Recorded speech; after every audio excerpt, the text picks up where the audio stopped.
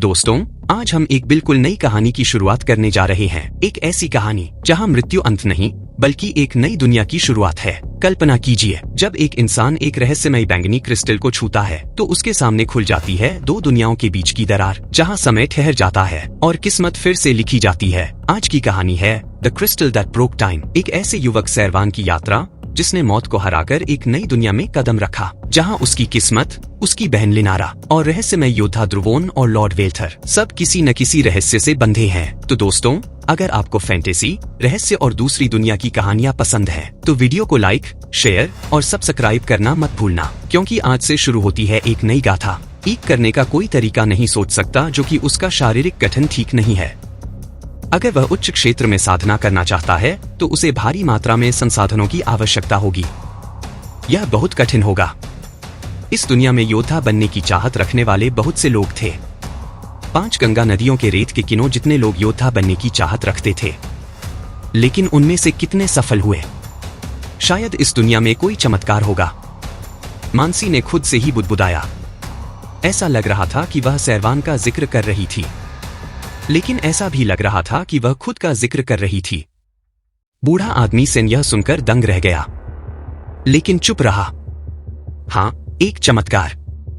वह एक उजाड़ स्वर्ग गुरु था और शिष्यों को लेने के बारे में बहुत ज्यादा मांग करता था। वह चाहता था कि उसके पास उत्कृष्ट शारीरिक संरचना हो और उजाड़ हड्डियों की कला में असाधारण प्रतिभा हो। यह बहुत कठिन था। उसने सैकड़ों वर्षों तक खोज की थी और मानसी राठौर को अपना शिष्य बनाने से पहले उसने बड़े परिवार के कुलों से अनगिनत संतानों को देखा था। यद्यपि वह अपनी शिष्या से अत्यंत संतुष्ट था, फिर भी उसे ये मेरिडियन का श्राप लगा हुआ था, जिससे मार्शल आर्ट का अभ्यास करने के लिए उसके पास मौजूद उत्कृष्ट शारीरिक गठन नष्ट हो गया। यह बहुत ही हास्यास्पद था। चलो चलते हैं। हो सकता है कि हम उससे फिर कभी ना मिले। हम सूरतगढ़ दिव्य साम्राज्य में ज्यादा समय तक नहीं रहेंगे। जब हम सूरतगढ़ दिव्य साम्राज्य छोड़ेंगे तो यह बच्चा शायद क्लाउड वाइल्डनेस से बाहर भी ना निकला हो। अगर वह क्लाउड वाइल्डनेस से बाहर भी निकल जाता है तो उसके लिए अपने पूरे जीवन में सूरतगढ़ दिव्य साम्राज्य से बाहर निकलना मुश्किल होगा। सूरतगढ़ दिव्य साम्राज्य बहुत बड़ा है। बूढ़े आदमी से इनको पछतावा हुआ। बच्चे की त्वाकांक्षाएं बहुत बड़ी थी, लेकिन वह गलत जगह पर पैदा हुआ था और मार्शल आर्ट का अभ्यास करने के लिए जरूरी शारीरिक संरचना का अभाव था। यह निराशाजनक था। क्या फिर कभी नहीं मिलेंगे? मानसी एक अजीब सी अनुभूति को याद करके बेहोश हो गई जब उसे पहली बार सैरवान के साथ युद्ध करते समय अजीब सी अनुभूति हुई थी। उसकी सूख चुकी मेरिडियन सर को ऐसा लग रहा था जैसे वे सक्रिय हो गई हो। हालांकि उसके बाद की घटनाओं ने साबित कर दिया कि 99% संभावना थी कि यह सिर्फ एक भ्रम था, लेकिन मानसी थोड़ी सी भी उम्मीद छोड़ने को तैयार नहीं थी। शायद उसका मास्टर कुछ स्पष्टीकरण दे सके। मास्टर, मुझे आपसे कुछ कहना है, मानसी ने अचानक कहा। ओह, क्या बात है? बूढ़े सेन ने गंभीर भाव से कहा और अपने कदम धीमे कर लिए। मानसी ने अपनी भावनाओं का विस्तार से वर्णन किया। उसकी बातें सुनकर बूढ़े आदमी को आश्चर्य हुआ। सूख चुके मेरिडियन सक्रिय हो गए थे। इसका क्या कारण हो सकता है? वह गहरी सोच में डूब गया और अपनी दाढ़ी को सहलाने से खुद को रोक नहीं सका। बूढ़े दमी ने पिछले कुछ सालों में इन मेरिडियन पर शोध करके इसका इलाज करने की कोशिश की थी, लेकिन वह बार बार असफल रहा। लेकिन उसके शोध की वजह से कुछ ही लोग बूढ़े आदमी से इनकी इन मेरिडियन की समझ से मेल खा सकते थे। यह मेरिडियन समाप्त हो चुके मेरिडियन थे और किसी भी ऊर्जा को धारण करने में असमर्थ थे, जैसे कि एक सूखा कुआं पानी पैदा नहीं कर सकता। लेकिन मानसी ने जो कुछ कहा था उसके अनुसार सैरवान के साथ मुकाबला करते समय उसके मेरिडियन में हल्की ऊर्जा प्रवाहित हुई थी। भले ही यह मानसी का भ्रम था। बूढ़े आदमी सेन ने इसे गंभीरता से लिया। चलो पहले नेगी आदिवासी कबीले में चलते हैं। मैंने पहले ही स्वर्ण ड्रैगन रक्षक के डिवीजन लीडर के साथ अपॉइंटमेंट ले लिया है और उसे पर्पल क्लाउड्स के जन्म के बारे में खुफिया जानकारी इकट्ठा करने के लिए कहा है। जानकारी मिलने के बाद हम इस पर विस्तार से चर्चा कर सकते हैं। बूढ़े डमी सेन के क्लाउड वाइल्डनेस में आने का मुख्य कारण बैंगनी बादलों का जन्म था। वह जानना चाहता था कि क्या क्लाउड वाइल्डनेस में कोई खजाना उगाया है और क्या वह मानसी की समाप्त हो चुकी मध्याह्न रेखाओं को जोड़कर भाग्य को चुनौती देने के लिए इसका इस्तेमाल कर सकता है। जहां तक सैरवान का सवाल है, यह मानसी का भ्रम हो सकता है। वैसे तो बूढ़े आदमी को इस बात की कोई उम्मीद नहीं थी, लेकिन वह कोई भी मौका नहीं छोड़ना चाहता था, इसलिए उसने मामले की जाँच करने की योजना बनाई। सूरज ढलने के ठीक बाद आसमान पूरी तरह से अंधेरा नहीं हुआ था। लियान आदिवासी कबीले में लगभग 7 बच्चे और कुछ महिलाएं सैरवान के घर के आसपास खड़ी थी। यह बच्चे लगभग 8 साल के थे। सबसे बड़ा बच्चा सैरवान की उम्र का ही था। उनमें से हर एक ने फटे पुराने कपड़े पहने हुए थे और सबके शरीर गंदे दिख रहे थे। उनके हाथों में गोबर था जिसे वे एक के बाद एक लिनारा के घर के दरवाजे पर फेंक रहे थे। छप छप छप। घर के दरवाजे के संपर्क में आते ही गंदा गोबर फट गया, जिससे तेज बदबू फैल गई। बच्चे के पीछे एक बूढ़ी औरत खड़ी थी जो लंबे काले कपड़े पहने हुए थी और चुड़ैल लजज ऐसी दिख रही थी। वह ऐसे नाचने लगी जैसे उसे मिर्गी का दौरा पड़ गया हो और वह अजीबोगरीब वाक्य बोल रही थी। सभी देवता मेरे भाई हैं, सभी बोधिसत्व मेरी बहनें हैं, सभी रोग और विपत्तियां मुझसे दूर रहे। राक्षस और भूत जल्दी करो और चले जाओ।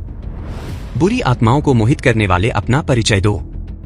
आहा व आहा। अपने बचे हुए कुछ दांतों वाले मुंह से वह भूत की तरह चिल्लाती रही, मानो वह चरम सुख का अनुभव कर रही हो। जैसे ही बूढ़ी औरत की आवाज अपने चरम पर पहुंची, आसपास के बच्चे और अधिक उत्साहित हो गए और उन्होंने गोबर फेंकना शुरू कर दिया। गाय का गोबर लियान जनजाति के मवेशियों से प्राप्त किया जाता था। खेतों में हमेशा एक बड़ा ढेर लगा रहता था, इसलिए वे बड़ी मात्रा में गोबर प्राप्त कर सकते थे। गांव वाले सोचते थे कि गाय का गोबर बुराइयों को दूर भगाता है। सैरवान के साथ छिद्रों से खून बहने की खबर पूरे लियान जनजाति कबीले में फैल गई थी। लियान जनजातीय कबीले में मौतें कोई नई बात नहीं थी, लेकिन इतनी बुरी तरह से मरना लोगों का ध्यान खींचने वाली बात थी। और दोपहर को लियान आदिवासी कबीले ने अचानक सूचना आज जारी कर दी कि सैरवान की मौत एक रहस्यमय बीमारी से हुई है, जो एक तरह का प्लेग था। अचानक ही संपूर्ण लियान जनजातीय कबीले में हलचल मच गई। बहुत से लोगों ने यह खबर फैलानी शुरू कर दी और 2 घंटे में यह खबर पूरे कबीले में फैल गई। प्लेग विशाल जंगल में यह शब्द बहुत ही भयावह था। प्लेग भयानक मानी जाती थी क्योंकि इससे अकल से भी ज्यादा मौतें होती थी। आमतौर पर एक महामारी आसानी से एक पूरी जनजाति को खत्म कर सकती है। प्राचीन समय में प्लेग से बच निकलने की संभावना थोड़ी सी थी, लेकिन क्लाउड वाइल्डनेस में प्लेग का होना मौत की सजा के बराबर था। भागने के लिए कोई जगह नहीं थी। विशाल जंगल में भागने का नतीजा आज सिर्फ भयंकर जानवरों द्वारा खाए जाने के रूप में सामने आता था। विशाल जंगल के नागरिक महामारी से बुरी तरह भयभीत थे।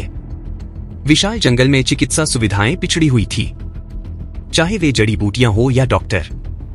उनकी संख्या कम थी, लेकिन प्लेग के सामने वे वहां कुछ ना करके मौत का इंतजार नहीं करेंगे। इस प्रकार विशाल जंगल के नागरिकों ने प्लेग का मुकाबला करने के लिए कई तरीकों का आविष्कार किया और उनमें से सबसे आम तरीका चुड़ैल भूत भगाना था। प्लेग को भगाने के लिए एक चुड़ैल देवताओं के लिए नृत्य करती थी। इसकी प्रभावशीलता के बारे में यह अज्ञात था। यह बात हास्यास्पद लग सकती है, लेकिन अज्ञानता से भरे विशाल जंगल में इस तरह की घटना आम थी और इसे सत्य माना जाता था।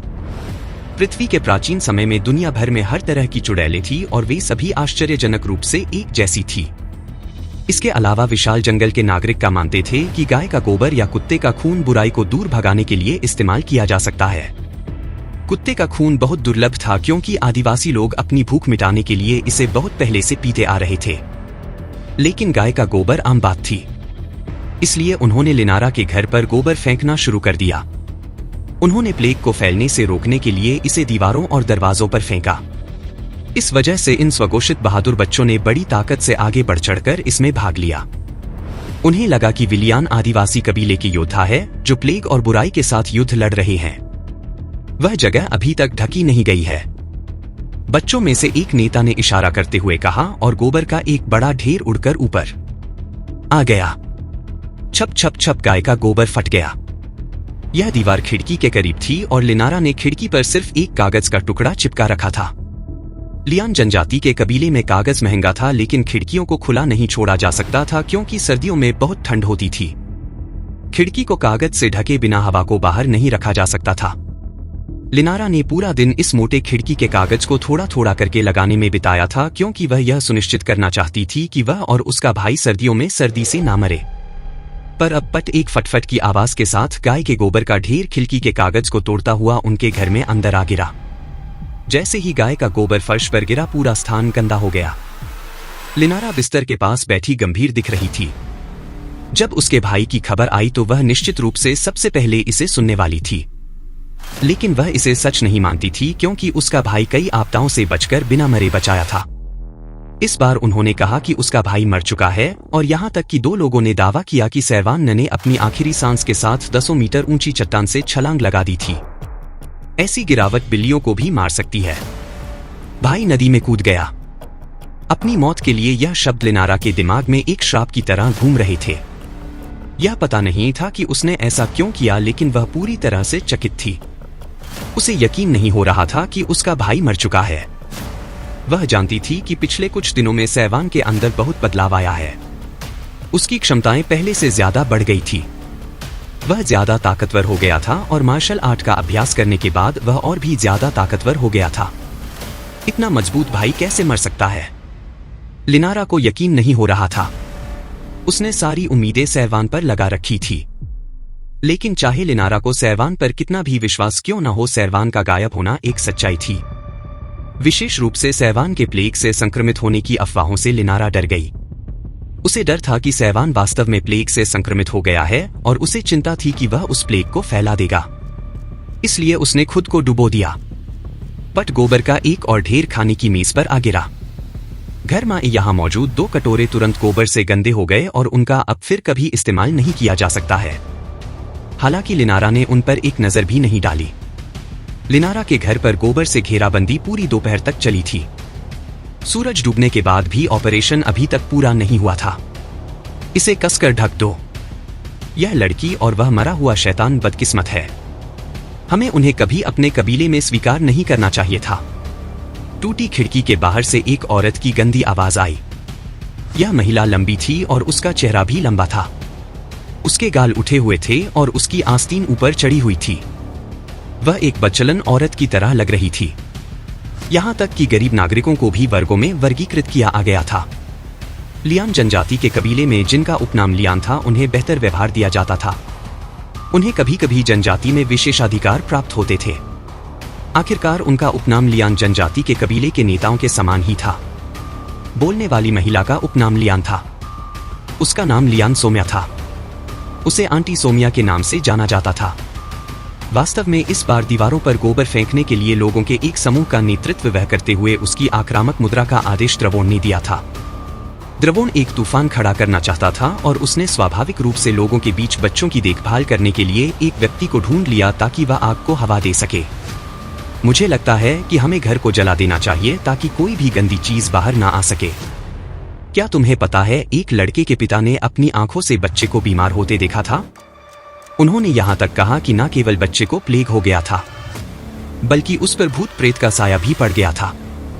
उस समय छोटू के पिता ने बच्चे को छुआ और ऐसा लगा जैसे किसी सांप ने उसे काट लिया हो। यह कोई आसान बात नहीं है। जरा सोचिए, इस छोटे से कमीने की जिंदगी इतनी सस्ती है, कुत्ते से भी सस्ती उसे लॉर्ड जयराज ने कैसे चुना। और सोचिए कि उसे मार्शल आर्ट का महारथी कहा जाता था। यह कैसे संभव है? लॉर्ड जयराज को शायद पता ना हो और शायद आपको भी ना पता हो। वह एक बेकार इंसान था, किसी भिखारी से अलग नहीं। वह एक औरत से भी कमजोर था। एक मार्शल आर्ट का महारथी मेरा पैर केवल तभी हम यह समझ सकते हैं कि कैसे एक निकम्मा व्यक्ति अचानक नाशक्तिशाली बन सकता है। ऐसा इसलिए था क्योंकि वह भूत प्रेत से ग्रसित था। जब भूत उसके भीतर था तो वह शक्तिशाली था, लेकिन भूत के चले जाने के बाद वह मर गया। सोम्या ने अजीब सी आवाज में कहा और सैरवान का बड़ी ही कहानी को एक जीवित जॉम्बी के रूप में दर्शाया। पिछले दिनों से सोम्या जब भी किसी से मिलती थी तो यही बातें बोलती थी। यह बात उसे और किसी ने नहीं, द्रवोण ने ही सिखाई थी, क्योंकि वह खुद ऐसा नहीं कर सकता था। इसलिए उसने सोम्या को अफवाहें फैलाने की अनुमति दे दी। सैरवान की स्पष्ट प्रतिभा को समझाने के लिए उसने भूत प्रेत का इस्तेमाल किया और हंसी की बात यह थी कि बहुत से लोग इस पर विश्वास करने को तैयार हो गए। आखिरकार जिस सैरवान को वे जानते थे वह मार्शल आर्ट का प्रतिभाशाली कलाकार तो नहीं हो सकता था। ऐसा करने से द्रवोण का पूर्ण अधिकार बरकरार रह सकता था। वह लियान आदिवासी कबीले में सबसे प्रतिभाशाली व्यक्ति था और कोई भी उसका मुकाबला नहीं कर सकता था। इससे जनजाति को यह विश्वास हो गया कि केवल द्रवों के माध्यम से ही उन्हें गौरव की ओर ले जाया जा सकता है। चाची सोमिया जो कहती है वह सही है, तो वह भूत प्रेत से ग्रस्त था। मैंने पहले ही कहा था कि कमजोर सैरवान मेरे बच्चे से ज्यादा प्रतिभाशाली नहीं हो सकता। कुछ महिलाओं ने भी उनके जैसा ही उपनाम अपनाया क्योंकि उनका उपनाम लियान था और यही लियान जनजातीय वंश की नींव थी। हालांकि कमरे में लिनारा ने इन सब बातों पर ध्यान नहीं दिया। भाई तुम कहां चले गए हो? तुम वापस क्यों नहीं आए? लिनारा निराश थी। हालांकि उसे पता था कि उसकी उम्मीदें बहुत कम है, फिर भी उसने यह मानने से इनकार कर दिया कि उसका भाई मर चुका है। इस समय लियान आदिवासी कबीले के कुलपति परिसर के अंदर तारा सिंह दौड़कर अंदर आया और उत्साह से सैवान के घर की स्थिति के बारे में द्रवों को बताने लगा। युवा मास्टर के पास निश्चित रूप से सबसे अच्छी योजनाएं हैं। उस सैवान का घर अब पूरी तरह से गोबर से सना हुआ है। हाँ, तारा सिंह हंसा और उसकी बात सुनकर द्रवों ने बस एक मौन अहम के साथ उत्तर दिया। उसने अपने हाथ हिलाते हुए कहा, चले जाओ और लिनारा के घर पर ध्यान रखना। मुझे हर बात की रिपोर्ट चाहिए। हाँ, यह छोटा आदमी जाएगा। तारा सिंह ने घर से बाहर निकलते समय झुककर उसके आदेश को स्वीकार किया। तारा सिंह बहुत अच्छे मूड में था। उसे लगने लगा कि द्रवों उसे सबसे खास मानता है क्योंकि वह उसे काम दे रहा था। तारा सिंह के जाने के बाद द्रवों ने शांति से अपने लिए एक कप चाय बनाई। फिर उसने एक और कप पूरा भर दिया। इसी समय पीछे के कमरे से एक पीले वस्त्र पहने बुजुर्ग व्यक्ति बाहर आया।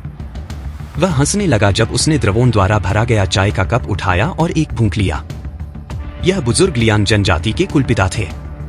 द्रवों, तुमने इस मामले में अच्छा काम किया है। मैं वाकई बूढ़ा हो गया हूं।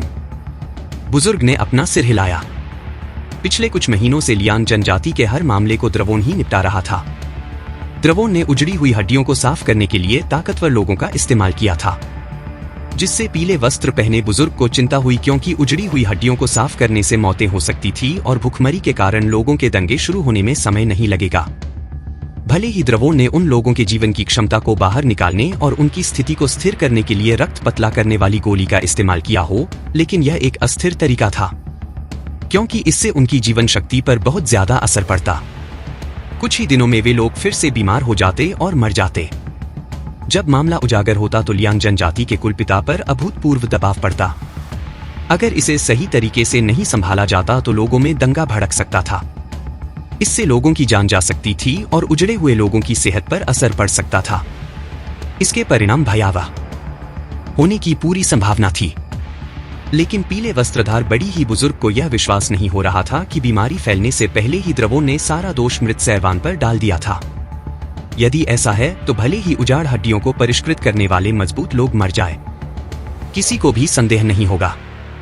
वे सभी यह मानेंगे कि सैवान को शुरू में एक अजीब बीमारी हो गई थी और वह प्रतिबाधित हो गया था। सैवान ने अपनी अजीब बीमारी उन लोगों में फैला दी जो उजाड़ हड्डियों को साफ कर रहे थे। यह बीमारी बाद में महामारी बन गई। इसके अलावा सैवान का कब्जा जनजाति के लिए एक अशुभ संकेत होगा। उस समय लोगों को विश्वास हो जाता कि सैवान ही सभी की मृत्यु का कारण बना है। इस तरह लोग केवल सैवान से नफरत करेंगे और द्रवों से नफरत नहीं करेंगे और वहां और ज्यादा नए मजबूत लोग होंगे जो उजाड़ हड्डियों को परिष्कृत करने के लिए तैयार होंगे और सब कुछ सही होगा। यह द्रवों के मामले को निर्देशित करने का मुख्य कारण था। इसे एक पत्थर से दो पक्षियों को मारने के रूप में कहा जा सकता है। न केवल वह खुद को पूर्ण अधिकार के साथ जनजाति में नंबर 1 प्रतिभाशाली के रूप में पुष्टि करने में सक्षम होगा, बल्कि वह उजाड़ हड्डी के सुचारू शोधन को भी सुनिश्चित कर सकता है। यह बस कुछ छोटी मोटी तरकीबें हैं। दादाजी ने बहुत ज्यादा सोच लिया है। द्रवों ने लापरवाही से कहा, फ्रॉस्ट पाइथन के विष और रक्त पतला करने वाली गोली के प्रभाव के कारण लगभग 3 से 5 दिनों में जो लोग उजाड़ हड्डियों को परिष्कृत कर रहे थे वे मर जाएंगे। उस समय लोग क्रोधित होंगे।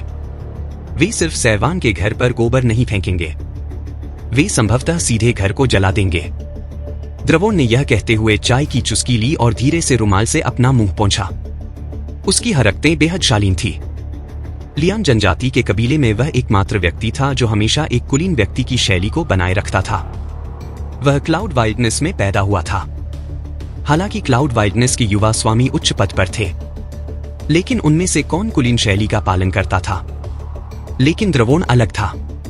उसने अवगत से कुलीनों के शिष्टाचार सीखे थे और यह सुनिश्चित किया कि वह हर समय उन प्रोटोकॉल का पालन करें, क्योंकि वह सोचता था कि एक दिन उसके भाग्य में उच्च वर्ग का एक सदस्य होना लिखा है, और यहाँ तक कि राज्य के उच्च वर्ग में और शामिल होना और राज्य के भोजों में भाग लेना भी लिखा है। वह नहीं चाहता था कि उच्च वर्ग के लोग उसे क्लाउड वाइल्डनेस का बच्चा कहकर उसका उपहास करें। वह लोगों को यह बताना चाहता था कि यद्यपि उसका जन्म क्लाउड वाइल्डनेस में हुआ था, फिर भी वह सब कुछ उतनी ही अच्छी तरह से कर सकता है। यह बहुत अफसोस की बात है कि मुझे सेरवान की लाश अपनी आंखों से देखने का मौका नहीं मिला। द्रवोन ने अपने दिमाग में विचार रखते हुए कहा, हाँ द्रवोन, तुम बहुत ज्यादा चिंता करते हो। क्या तुम्हें लगता है कि वह बच्चा ऐसी परिस्थितियों में भी जीवित रह सकता है? फ्रॉस्ट पाइथन विष के इलाज की कमी के अलावा चट्टान से कई दसियों मीटर नीचे गिरने से ही व्यक्ति का शरीर टूट सकता है। इसके अलावा ईस्ट रिवर का बहाव बहुत तेज है। नीचे की ओर एक झरना भी है, इसलिए सबसे अच्छे तैराक भी या तो गिरने से या डूबने से मर जाएंगे। कुलपति को जरा भी चिंता नहीं हुई। द्रवोन ने अपना सिर हिलाया। हाँ, दादाजी सही कह रहे हैं।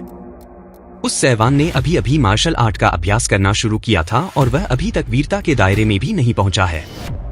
उसके बचने की कोई संभावना नहीं है। द्रवोन ने अपना चाय का प्याला नीचे रख दिया। सैवान भले ही मर गया हो, लेकिन उसकी बहन अभी भी आसपास थी। इस आपदा के बाद जिसमें उसका घर गोबर से लिपा हुआ है और आगे चलकर जला भी दिया जाएगा, उसके पास जाने के लिए कोई जगह नहीं होगी। लियान जनजाति के सभी लोग उससे नफरत करेंगे, सिवाय उसके खुद के। कौन उसे अपने संरक्षण में रखने को तैयार होगा? जब उसने यह सोचा तो द्रवोन के होठों पर एक जहरीली मुस्कान आ गई। यह लड़की जल्द या बाद में उसके हाथों में पड़ जाएगी। उसे थोड़ा कष्ट सहने देने से उसका व्यवहार नरम हो जाएगा और वह अधिक विनम्र हो जाएगी। बाद में वह उससे जो भी कहेगा वह वही करेगी। सैवान, तुमने मुझे लॉर्ड जयराज के सामने शर्मिंदा कर दिया। तुम्हें मारना और फिर तुम्हारी बहन का आनंद लेना ही मेरा उचित बदला माना जा सकता है। तुम्हारे मरने के बाद मैं वास्तव में तुम्हारी बहन को बचा रहा हूं। भविष्य में वह मेरी आज्ञाकारी रूप से सुनेगी। तुम पाताल में आराम से रह सकते हो, और जब मैं अपनी उल्कापिंड वृद्धि करूंगा तो मैं उसे अपनी रखैलों में से एक बना दूंगा और उसे नहीं छोड़ूंगा। दूसरी तरफ आखिरकार अंधेरा हो गया, लेकिन कुछ बहादुर बच्चे अभी भी बेहद समर्पित थे। वे पूरे अंधेरे में भी तब तक नहीं हटे जब तक कि गाय के गोबर का पूरा ढेर फेंक नहीं दिया गया। न केवल लिनारा के घर के दरवाजे बल्कि उसकी दीवारें भी लीप दी गई थी, बल्कि नीवी गोबर के एक छोटे से ढेर में दब गई थी। बहुत बढ़िया, सोमिया ने ताली बजाई। वह मूल रूप से प्रोत्साहन के तौर पर लड़कों के सिर छूना चाहती थी, ले छोटी इना उसे एहसास हुआ कि वे गंदे थे और उसने अपना हाथ वापस खींच लिया। कल आंटी सोमिया के पास आ जाना। आंटी तुम्हें खाने के लिए मिठाई देंगी। यह मिठाइयां निश्चित रूप से द्रवोन की थी। लियान आदिवासी कबीले में वहां मिठाइयां एक दुर्लभ चीज थी। जब बच्चों ने सुना कि मिठाई मिलेगी तो उनकी आंखें चमक उठी। ठीक है, ठीक है, हम कल भी गोबर फेंकना जारी रखेंगे। क्या तब भी मिठाई होगी? हाँ, जरूर होगी, सोमिया ने हंसते हुए कहा। न केवल मिठाइयां होंगी बल्कि गोबर फेंक कर आपने बुराई को दूर भगा दिया है और सभी को बचा लिया है। हाँ, हमने सबको बचा लिया, एक बड़े बच्चे ने गर्व से कहा। हम हीरो हैं। एक और बच्चे ने कहा, इस उम्र में सभी बच्चों के मन में हीरो बनने के सपने होते हैं। वे एक योद्धा बनना चाहते थे जो आसमान में उड़ता हो, क्योंकि यह बहुत प्रभावशाली कामना है। इसी समय घास में से दो जोड़ी काली आंखें यह सब देख रही थी। यह सैवान की आंखें थी। उसने बच्चों और गांव वालों की बातचीत से जो कुछ हुआ था उसका ब्यौरा जान लिया था। इस प्रकार सैवान ने भी अनुमान लगा लिया था कि यह सब द्रवोन की योजना थी। उसने अपनी मुट्ठियां भी ली और उसकी आंखों में हत्या की मंशा झलक उठी।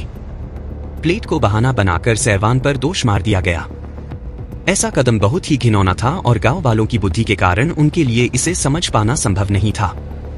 उन यह कैसे पता चलेगा कि गोली उनकी जीवन शक्ति को बढ़ा नहीं रही बल्कि घटा सकती है? उन्हें कैसे पता चलेगा कि उजाड़ हड्डियों में ऐसे विष होते हैं जो परिष्कृत होने पर जानलेवा हो सकते हैं? उनमें से कई ऐसे जिन्होंने 2 महीने पहले तक उजाड़ हड्डियों के बारे में सुना भी नहीं था। गरीब लोग भूख और ठंड से जूझते रहे। भोजन के अलावा उनके दिमाग में कुछ और रखने का कोई तरीका नहीं था। अगर आप उन्हें शब्दों में समझा भी दे तो भी वे समझ नहीं पाएंगे। धतेरी की सैवान की आंखें बर्फ की तरह ठंडी हो गई। अगर वह खुद को दिखाता तो यह द्रवोन पर युद्ध की घोषणा करने के समान होता। सैरवान अपनी हद को जानता था। उसकी साधना अभी भी मेरिडियन क्षेत्र में थी, चाहे यह टपर्ड बॉडी ड्रैगन पल्स अवस्था में पहुंच गई थी। जहां तक द्रवों का सवाल है, वह पर्पल ब्लड क्षेत्र के दरवाजे पर था और कई गैदर क्षेत्र के शिखर पर था। अगर सैरवान ना होता तो द्रवों का पर्पल ब्लड क्षेत्र में प्रवेश करना निश्चित रूप से एक तय सौदा होता। सैरवान को मेरिडियन क्षेत्र में टपर्ड बॉडी के साथ लड़ने का आत्मविश्वास नहीं था, जबकि द्रवों पर्पल ब्लड क्षेत्र की सीमा पर था। लियान जनजातीय कबीले में द्रवों के अलावा कुलपति और प्रशिक्षक आगत भी थे।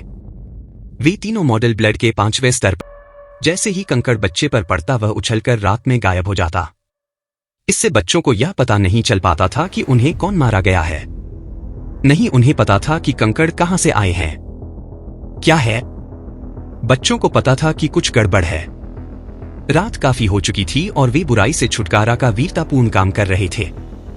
रहस्यमयी वस्तुओं से टकराने के बाद वे ठंडे पसीने से तरबतर हो गए। वहां भूत हैं। एक अज्ञात बच्चा चिल्लाया और उसके साथ ही बाकी बच्चे डर के मारे कांप उठे और पलक झपकते ही वे तितर-बितर हो गए। बूढ़ी सोमिया और भी अधिक भयभीत हो गई। वह भागते समय वह गिर पड़ी। गांव के लोग विशेष रूप से राक्षसों और भूतों जैसी अलौकिक शक्तियों से डरते थे। बच्चों के तितर-बितर हो जाने के बाद सैरवान ने आसपास का निरीक्षण किया ताकि यह सुनिश्चित हो सके कि वहां कोई नहीं है, और फिर वह भूत की तरह दीवार फाकर अपने घर की ओर चला गया। आंगन गोबर से भरा हुआ था, लेकिन वह भले ही मेरिडियन क्षेत्र में पहुंच चुका था और उसने एक टपर्ड बॉडी हासिल कर ली थी, इसलिए वह कुन्नफू मास्टर के समान था। एक सांस में उसने गोबर के पूरे समुद्र को पार कर लिया था। सैरवान ने अपने जूते गम देख किए बिना ही याराड पार कर लिया। उसने खाली जगह को धक्का दिया और हवा का एक झोंका आगे आया, जिससे दरवाजा खुल गया और सैरवान घर के अंदर आ गया। घर के ठीक सामने चूल्हा था। वहां कोई रोशनी नहीं थी, इसलिए चारों तरफ घुपर अंधेरा था, लेकिन बेडरूम में खिड़की को गोबर से तोड़ दिया गया था, जिससे चांद की कुछ रोशनी अंदर आ रही थी। सैरवान चांद की रोशनी में उसकी बहन की पतली आकृति को स्पष्ट रूप से देख सकता था। उसका चेहरा, उसके कंधे लोगों को उसे असीम प्रेम देने की प्रेरणा देते थे। कौन? सैरवान के गायब होने के बाद लिनारा दुख और चिंता में डूब गई थी, लेकिन वह अभी भी बेहद सतर्क थी। जैसे ही उसे कोई आवाज सुनाई देती, वह अपने पास रखे तीर को पकड़ लेती। लिनारा एक अधिक लड़की थी। वह लगातार मजबूर बनने का प्रयास करती थी, लेकिन उसके रहने की परिस्थितियों ने उसे यह सोचने पर मजबूर कर दिया था कि घर में एक आदमी के बिना जीवन दुखद होगा। अपने भाई के साथ उसका जीवन उसके इर्द गिर्द ही घूमता था। अपने भाई के बिना उसने अपने आध्यात्मिक सहारे को खो दिया था और विशाल जंगल में अकेली रहने वाली लड़की को बदमाशी का शिकार होना ही पड़ता। इसके अलावा सैरवान ने पहले ही लिनारा को चेतावनी दे दी थी कि द्रवोन उससे लालच करता है, इसलिए वह पिछले एक दिन से तीर से अलग नहीं हुई थी। बहन, यह मैं हूं, सैरवान ने कांपती आवाज में कहा जब उसने घर को गोबर से भरा हुआ देखा। लिनारा को गंदगी के बीच में देखकर वह सिर्फ इतना महसूस कर सकता था कि उसके गले में गांठ सी आ गई थी जो उसे रोने के लिए उकसा रही थी। लिनारा दंग रह गई। अंधेरे में उसने सैरवान का चेहरा देखने के लिए चांदनी का इस्तेमाल किया। हालांकि यह धुंधला था, लेकिन वह उस परिचित रूपरेखा को कैसे नहीं पहचान सकती थी। भाई, लिनारा आंखों में आंसू लिए आगे दौड़ी और सैरवान को कसकर गले लगा लिया। भाई, तुम ठीक हो। जब तक तुम ठीक हो, जब तक तुम ठीक हो। लिनारा की आवाज में गंभीरता थी। उसने अपनी दोनों भुजाओं की पूरी ताकत लगाकर सैरवान को गले लगाया। उसे डर था कि जैसे ही वह उसे छोड़ेगी, सैरवान गायब हो जाएगा। लिनारा ने उसे कसकर गले लगा लिया था। सैरवान उसके कांपते शरीर और तेज दिल की धड़कन को महसूस कर सकता था। सैरवान अपनी गर्दन पर गर्माहट महसूस कर सकता था। यह उसकी बहन के आंसू थे। बहन, मैं ठीक हूं, लिनारा ने रोते हुए कहा। मुझे पता था, मुझे शुरू से ही पता था। हालांकि उसने कहा कि उसे पता है, लेकिन वह निश्चिंत नहीं थी। उसे गोबर से दीवारों को लपने के अपमान की चिंता नहीं थी, न ही उस दुष्ट महिला के श्रापों की। उसके लिए सिर्फ एक ही बात मायने रखती थी कि उसका भाई वापस आएगा या नहीं। अब आखिरकार एक लंबे इंतजार के बाद यह हो ही गया। चलो चले बहन, हमें यह जगह छोड़नी होगी। हम अब इस गांव में नहीं रह सकते। सैरवान के अचानक कहे गए शब्द लिनारा के लिए एक बड़ा झटका थे, जो भावनाओं के उतार चढ़ाव से गुजर रही थी। अगर हम यहां नहीं रहेंगे तो हम कहां जाएंगे? क्या तुम कह रहे हो कि क्लाउड वाइल्डनेस में चले जाएं? एक सामान्य व्यक्ति के पास अपने आदिवासी कबीले को छोड़ने का कोई रास्ता नहीं था। आदिवासी कबीले को छोड़ने का मतलब था कि भोजन का कोई स्रोत नहीं होगा। इसलिए क्लाउड वाइल्डनेस में जाना उनके लिए मौत के मुंह में जाने के समान था। हम पीछे के पहाड़ों पर जा सकते हैं। अपना सारा खाना साथ ले आओ। हम पीछे के पहाड़ पर एक पेड़ पर घर बनाएंगे और वहां 1 महीने तक रहेंगे। सैरवान ने पहले ही इसकी योजना बना ली थी। उसे देखा नहीं जा सकता था और अब उसके लिए लियान जनजाति के कबीले में रहना संभव नहीं था। सबसे अच्छा उपाय था कि वह पीछे के पहाड़ों में छिप जाए। पीछे के पहाड़ बहुत विशाल थे और उनमें कोई जड़ी बूटी नहीं थी। आमतौर पर बहुत कम लोग वहां जाते थे। पीछे के पहाड़ों पर जब हमारा खाना खत्म हो जाएगा तब क्या होगा? तब हम कहां जाएंगे? हम इसे खत्म नहीं करेंगे। बहन, हिम्मत रखो। सैरवान मुस्कुराया। उसने बूढ़िया दमी से बहुत सारा मांस प्राप्त किया था। यह कई महीनों के लिए पर्याप्त था और 1 महीने में राज्य का चयन हो जाएगा, इसलिए सैरवान को जरा भी चिंता नहीं थी। उस समय वह स्पष्ट रूप से ऋणों का निपटान करेगा। द्रवोन, तारा सिंह, सोम्या और उन सभी लोगों को उनके उचित दंड का सामना करना पड़ेगा। सैरवान ने लिनारा को अपना सामान इकट्ठा करने में मदद की। वास्तव में यह केवल भोजन का एक थैला और भीतरी कमरे में बिस्तर था जो गाय के गोबर से गंदा नहीं हुआ था। सभी कटोरे और प्लेटें गाय के गोबर में सने हुए थे और अब उपयोग करने योग्य नहीं थे। ओ, कोई है। सैरवान ने खुद को छिपा लिया और चांदनी में उसने कुछ लोगों को धीरे से आंगन का दरवाजा धकेलते हुए देखा और आंगन के अंदर आते देखा। यह बगल के घर से चाची, चाचा और उनकी बेटी छुटकी थे। चाची अक्सर सैरवान को खाना उधार देती थी। सैरवान ने पहले भी उन्हें बेकन का एक बड़ा हिस्सा दिया था जो उसने चाची को दिया था। आंटी की बेटी छुटकी की उम्र सैरवान जितनी ही थी और जब वे दोनों छोटे थे तो वह सैरवान पीछे घूमती थी। उस समय वह अक्सर अपने बचपन के कारण कीचड़ में लिपटी रहती थी, लेकिन अब वह बहुत शांत हो गई थी और उसका स्वभाव एक युवा महिला जैसा था। छोटी बच्ची लिनारा, आंटी तुम्हें खाना देने आई है। तुमने पूरे दिन से कुछ नहीं खाया। आंगन में गोबर भरा हुआ था और आंटी परेशान थी। उन्हें ना ही पता था कि सैरवान को कौन सी बीमारी हो गई है। वह एक बिल्कुल अच्छा बच्चा था जिसे कुछ दिन पहले लॉर्ड जयराज ने चुना था और गांव वालों ने कहा था कि वह आखिरकार कुछ बन गया है और उसके परिवार को सोना मिल गया है। लेकिन कुछ ही दिनों में एक शब्द से यह सब खत्म हो गया। स्वर्ग सचमुच अचंभा था। चाची इस बात से निराश थी कि घर से कोई रोशनी नहीं आ रही थी। क्या बहन लिनारा और भाई सैरवान चले गए हैं? बाहर से छूट की उदास और कांपती हुई आवाज आई। सैरवान ने खिड़की से झांका और देखा कि एक छोटी लड़की जो उसकी ही उम्र की थी दरवाजे के पास खड़ी थी। उसका चेहरा सेब की तरह गोल था और उसके चेहरे पर आंसू थे। सैरवान ने आभारी इस गरीब और भावनाहीन लियान आदिवासी कबीले में भी अभी भी इस आंटी जैसे लोग थे और एक युवा लड़की जो अभी भी उसे याद करती थी। जब उसे जयराज ने चुना था तो गांव वालों ने उसका पक्ष लेना शुरू कर दिया था, लेकिन यह कुछ भी नहीं था। जब सभी ने सोचा कि वह प्लेग से मर गया है तो उन्होंने उसकी निंदा की। यह वह सच्चाई थी जो उनके दिमाग में थी। सैरवान ने लिनारा को आंख से इशारा किया। लिनारा समझ गई और बोली, चाची अधर मत आओ, मैं पहले से ही सो रही हूं। आपके पैर रखने के लिए कोई जगह भी नहीं है। और लिनारा ने और कुछ नहीं कहा। आंटी ने आभारी क्योंकि उन्हें पता था कि लिनारा को प्लेग के संक्रमण की चिंता थी। वह केवल एक जगह साफ कर सकती थी और सामान दरवाजे के पास छोड़ सकती थी। छोटी लड़की, मैंने तुम्हारे लिए सूप नूडल्स का एक कटोरा बनाया है। मैं इसे यहां रख रही हूं। तुम इस कटोरे का उपयोग कर सकती हो। मैं पहले निकल जाती हूं। एक गरीब गांव में बुरे लोगों का होना आसान था, लेकिन दयालु लोगों का होना मुश्किल था, क्योंकि 1 इंच देने पर वह 1 मील लेगा की धारणा प्रचलित थी। सैरवान ने चाची को कुछ बेकन दिया था और चाची कुछ सूप नूडल्स लेकर आई थी। इस अवधि में सूप नूडल्स एक दुर्लभ वस्तु थी। चाची जानती थी कि लिनारा को दोपहर से खाने का मौका नहीं मिला है, क्योंकि उनका घर गोबर से भरा हुआ था, इसलिए वह खाना कैसे बना सकती थी। चाची ने सूप नूडल्स नीचे रख दिए और कहा, चलो चले। चाची ने रोटी हुई छुटकी का हाथ खींच लिया और चाचा के साथ मिलकर यार्ड का दरवाजा बंद कर दिया और यार्ड छोड़ दिया। चाचा एक सुस्त आदमी थे और एक शब्द भी नहीं बोलते थे। उनके पास थोड़ी ताकत थी जिससे उनका परिवार किसी तरह गुजारा कर रहा था। चाची के जाने के बाद सैरवान यार्ड में आया और गर्म सूप नूडल्स का कटोरा उठा लाया। यह सूप नूडल्स पृथ्वी के नूडल्स से अलग था। यह हाथ से बनाया गया था। प्रत्येक छोटे और मोटे नूडल पर चाची के निशान थे। भविष्य में मैं उनका बदला चुकाऊंगा।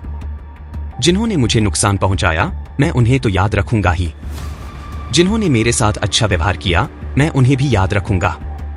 सैरवान ने अपने दिल में ऐसा कहा और लिनारा को पहाड़ों में ले गया। रात के गहरे समय में सैरवान और लिनारा पीछे के पहाड़ों पर पहुंचे। यह वह स्थान था जिसे सैरवान ने विशेष रूप से चुना था। यह अच्छी तरह से छिपा हुआ था और पानी के स्रोत के पास था। वहां एक बड़ा पेड़ भी था जो ट्री हाउस बनाने के लिए उपयुक्त था।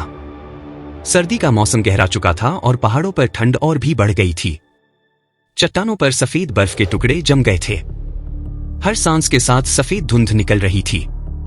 लिनारा का चेहरा ठंड से लाल हो गया था। उसने अपना शरीर सिकोड़ लिया और अपने हाथों को रगड़ती रही, जिससे उसकी त्वचा पर रोंगटे खड़े हो गए। 15 साल की लड़की तो क्या, इन सर्दियों की रात में एक मजबूत आदमी भी गहरे पहाड़ों में जीवित नहीं रह सकता। सोने के दूसरे दिन उन्हें ठंड लगना तय था। उनके पास केवल एक बिस्तर था जो घर पर पर्याप्त नहीं था। अब ठंडे पहाड़ों में तो स्थिति और भी खराब थी। भाई, बहुत ठंड है, हम कुछ दिनों से ज्यादा नहीं टिक पाएंगे। लिनारा उलझन में थी। वे अपना घर एक झटके में छोड़कर चले गए थे। हालांकि घर खंडहर हो चुका था, फिर भी यह ठंड से बचा सकता था। वे पहाड़ों में कैसे जिंदा रह सकते थे? भविष्य अंधकार में लग रहा था।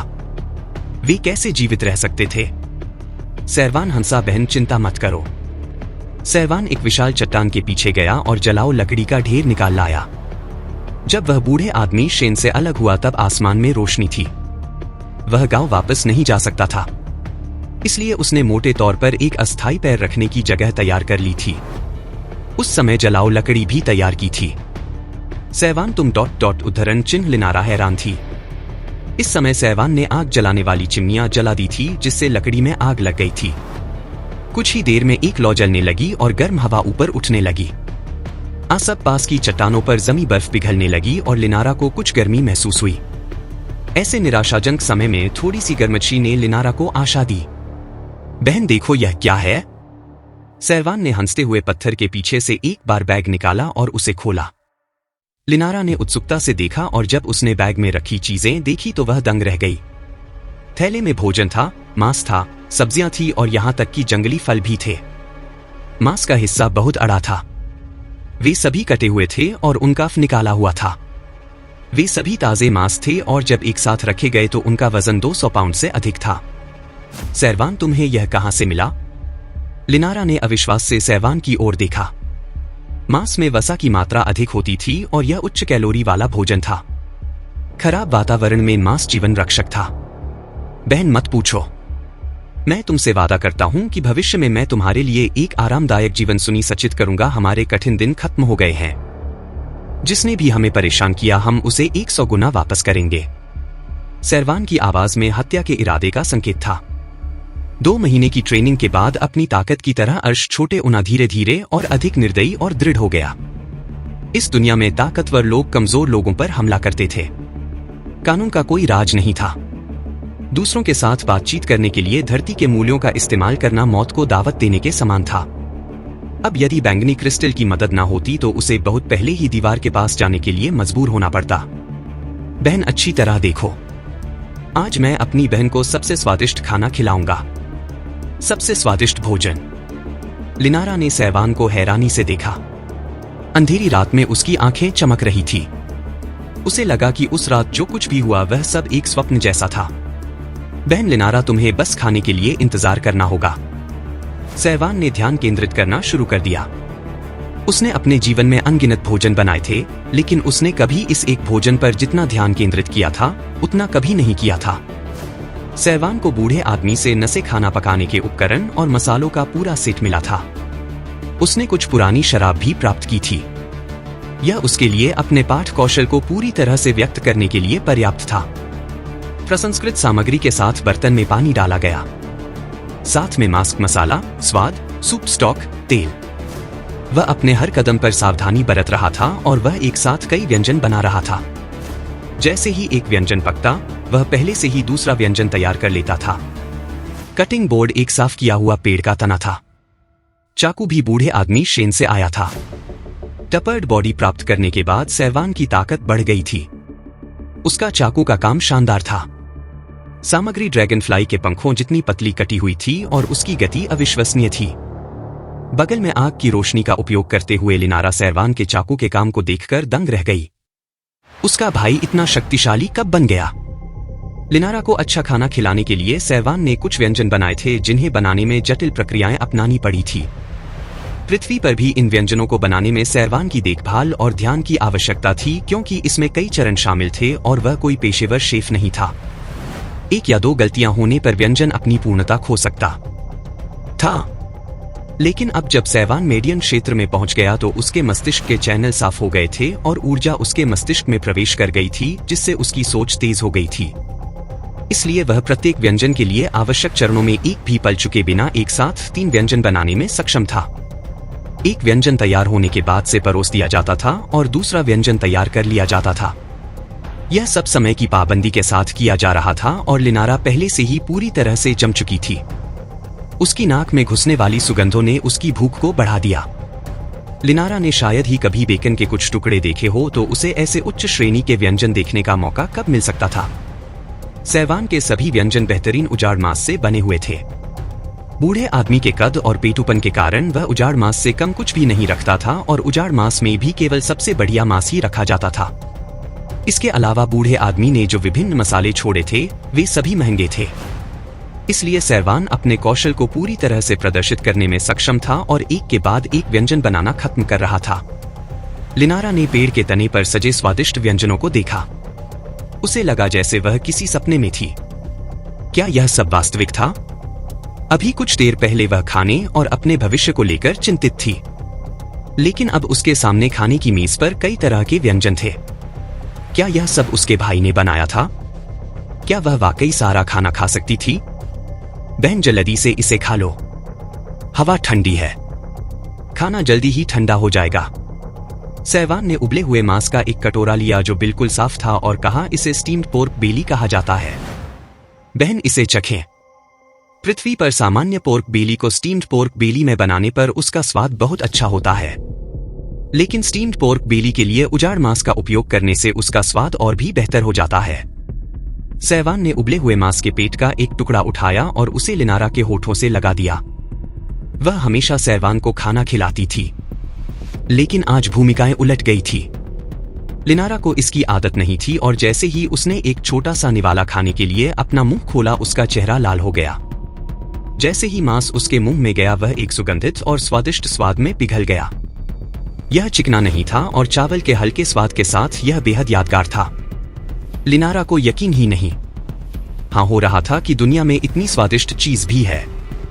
जो लोग लंबे समय से भूखे हैं उन्हें एक कटोरी सूप नूडल्स बहुत स्वादिष्ट लगेगा, और यह व्यंजन उत्कृष्ट मांस के साथ पृथ्वी पर मौजूद सर्वोत्तम व्यंजनों से भी प्रतिस्पर्धा कर सकता है।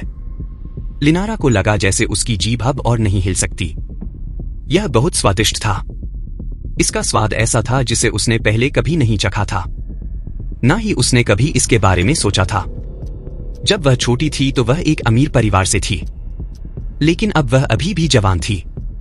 वह केवल स्नैक्स के प्रति आसक्त थी और उसने भोजन की सराहना करना नहीं सीखा था। केवल मिठाइयों में रुचि होने और कभी भूखा ना रहने के कारण उसे कभी नहीं पता था कि मछली और मांस इतना स्वादिष्ट होता है। यह नमक में पका चिकन, उबली हुई सब्जियां, सुनसान हड्डी वाली सब्जी का सूप। सैरवान ने एक एक करके अपने व्यंजन पेश किए। बूढ़े आदमी ने कुछ सब्जियां छोड़ दी थी, इसलिए उसने उन्हें कुछ मांस के साथ भून लिया था। सैरवान ने इसे इतनी तेजी से खाया कि वह लगभग अपनी जीभ निगल गई। ऐसा खाना खाना एक सपने के समान था और जब यह व्यंजन पेट में जाते तो उन्हें बहुत गर्माहट का एहसास होता। यह गर्माहट उनके पूरे शरीर में फैल जाती और उन्हें बहुत आराम मिलता। यह उनके शरीर को सुधारने वाला उजाड़ मांस था। जंगल में रहने वाले गरीब लोग शायद ही कभी उजड़े हुए मांस को खा पाते हो। अगर वे इसे रोजाना खा पाते तो उनका शरीर मजबूत होता और बीमारियां नहीं होती। यहाँ तक कि बूढ़े आदमी शेन द्वारा छोड़ी गई सब्जियां भी शरीर के लिए अच्छी थी और सामान्य लोगों को इसे खाने का मौका कभी नहीं मिलता।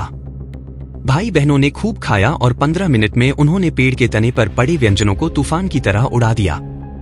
यह विश्वास करना कठिन था कि लिनारा, जो अभी कुछ देर पहले हताश, भूखी, ठंडी और निराशा से भरी हुई थी, लेकिन कुछ ही समय में वह खाने से तृप्त हो गई और भोजन में मौजूद ऊर्जा के साथ उसे गर्मी महसूस हुई। भूख का अनुभव करने के बाद ही कोई जान सकेगा कि स्वादिष्ट भोजन भी कितना आनंददायक होता है। इस समय सैवान ने पहले ही पेड़ पर घर का निर्माण शुरू कर दिया था। अपने संयमित शरीर के कारण सैवान में बहुत ताकत थी, इसलिए उसके लिए पेड़ पर घर बनाना सरल था।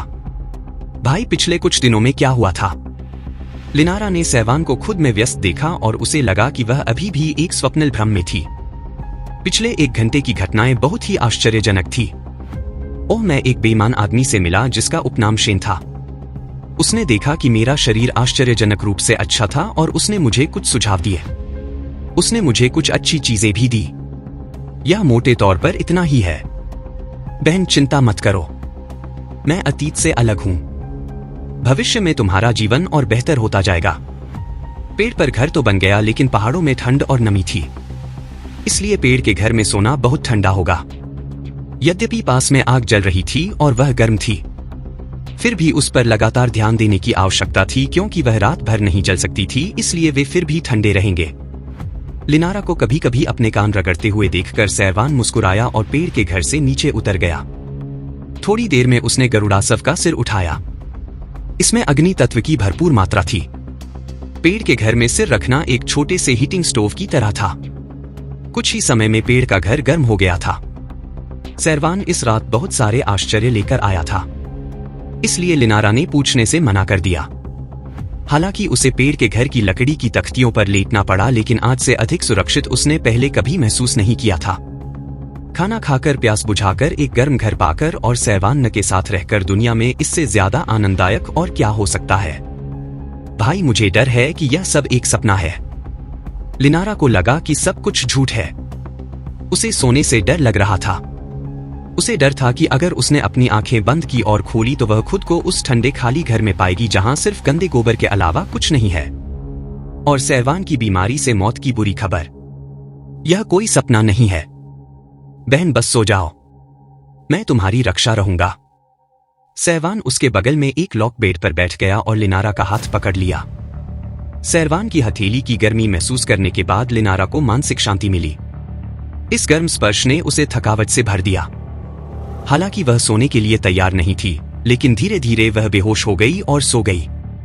इस दिन उसे सबसे पहले सैवान की मौत के बारे में पता चला था और फिर गांव वालों ने उसे घेर लिया था। वह बुरी तरह डर गई थी और उसकी भावनाओं में बड़े उतार चढ़ाव थे, इसलिए वह पूरी तरह से थक गई थी।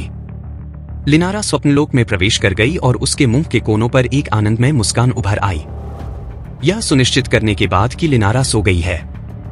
सैवान ने चुपचाप अपना हाथ खींच लिया। यहां तक कि जब लिनारा सो रही थी तब भी सैवान ने आराम नहीं किया।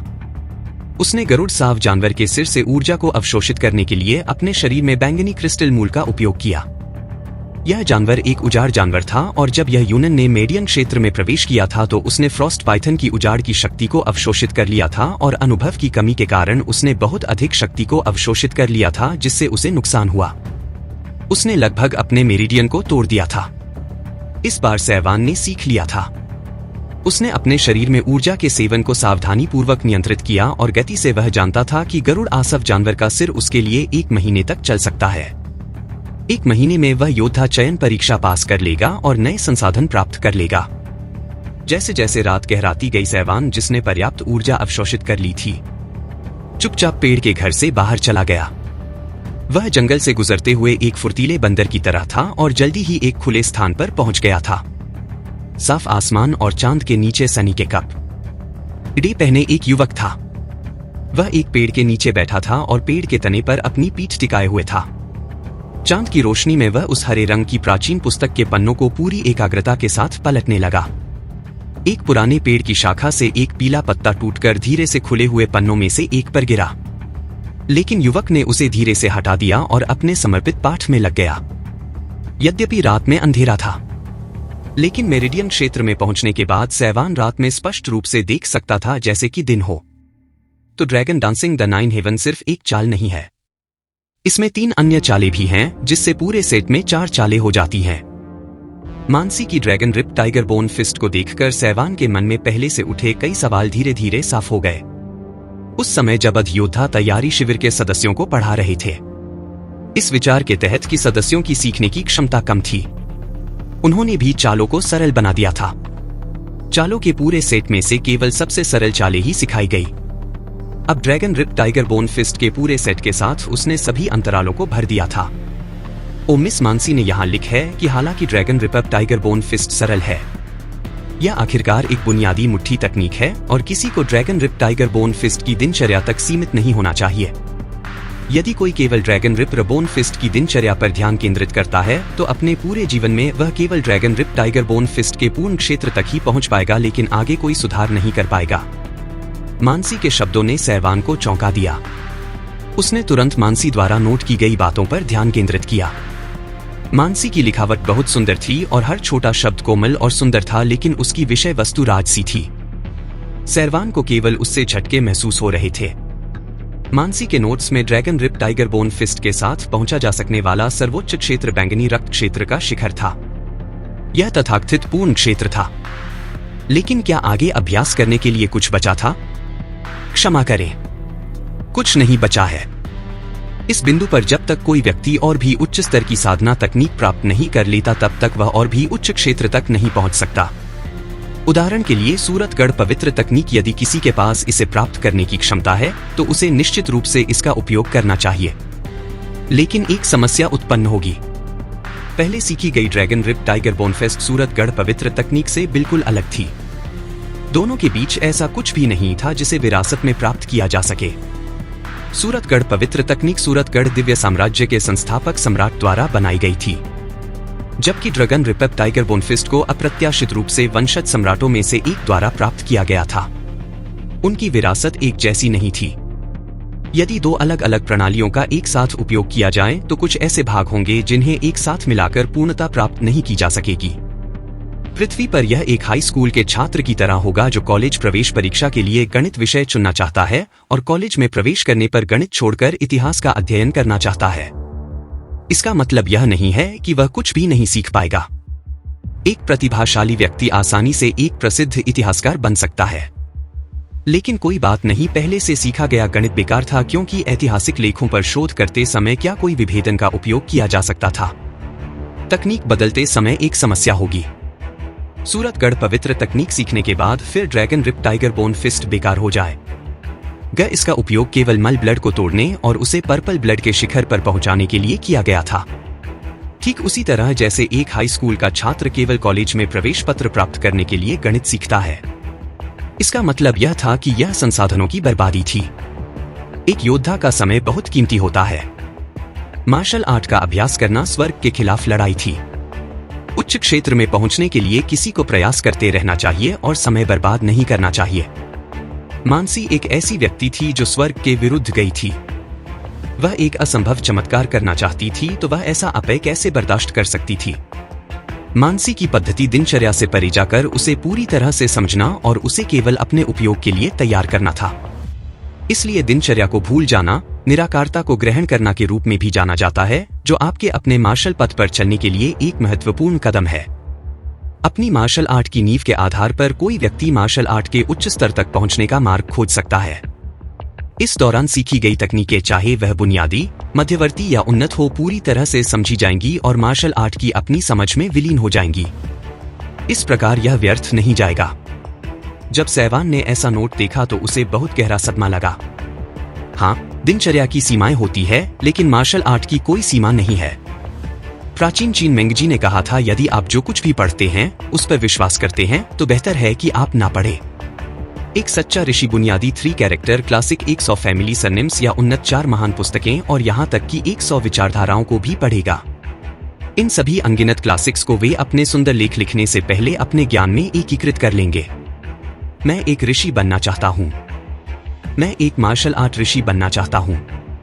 सहवान ने प्रतिज्ञा की और मानसी द्वारा अंकित dragon rip tiger bone fist पर और भी अधिक गहनता से अध्ययन करना शुरू कर दिया। बिना कहे यह जन्म का लाभ था। मानसी का जन्म एक बड़े परिवार में हुआ था और उसके पास बहुत सारी बातचीत और दृष्टिकोण थे, इसलिए यह असाधारण था। दूसरी तरफ सहवान ने केवल 2 महीने तक मार्शल आर्ट का अभ्यास किया था, लेकिन भले ही उसकी धारणा शक्ति उच्च थी, वह मानसी के धूल के निशान तक भी नहीं पहुंच पाएगा। अनुभव केवल निरंतर सीखने से ही प्राप्त होता है। यहां तक कि एक ऋषि को भी बचपन में बड़बड़ाना शुरू करना पड़ा था। सैवान ने ड्रैगन रिपर रिबोन फिस्ट को शुरू से अंत तक पढ़ने में 2 घंटे लगाए। उसने इस पर गहन चिंतन किया और उसे बहुत बड़ा ज्ञान प्राप्त हुआ। मैं भी मिस लिनारा की समझ पर भरोसा नहीं कर सकता। हर किसी की चीजों की समझ अलग अलग होती है। बहुत सी चीजें सिर्फ समझी जा सकती हैं, उनका वर्णन नहीं किया जा सकता। मुझे अपनी राय खुद बनानी होगी। दूसरों की राय को समझना आवश्यक था, लेकिन वह सिर्फ उन पर निर्भर नहीं रह सकता था। सैवान ने सावधानीपूर्वक मैनुअल रखा और एक बड़ी चट्टान पर कूद गया। उसका शरीर गरुड़ासव जानवर की अग्नि तत्व ऊर्जा से भरा हुआ था। जब से उसने मेरिडियन क्षेत्र में प्रवेश किया, उसका सबसे बड़ा लाभ यह था कि वह अपने शरीर की ऊर्जा को लचीले ढंग से नियंत्रित करने में सक्षम था। गरुड़ासर जानवर की ऊर्जा जो उसने पेड़ के घर में अवशोषित की थी, उसके डेंटियन के भीतर बंद हो गई थी। अब सैवान ने अपने रेनडू एमआई को खोलना शुरू कर दिया और उसने अपने शरीर के भीतर गर्मी का उछाल महसूस किया। सैवान के रेनडू एमआई के साथ गर्मी बह रही थी और बार बार घूम रही थी। धीरे धीरे उसका शरीर गर्म हो रहा था, जैसे कि उसने किसी गर्म पानी के झरने में शराब का एक बड़ा बर्तन पी लिया हो।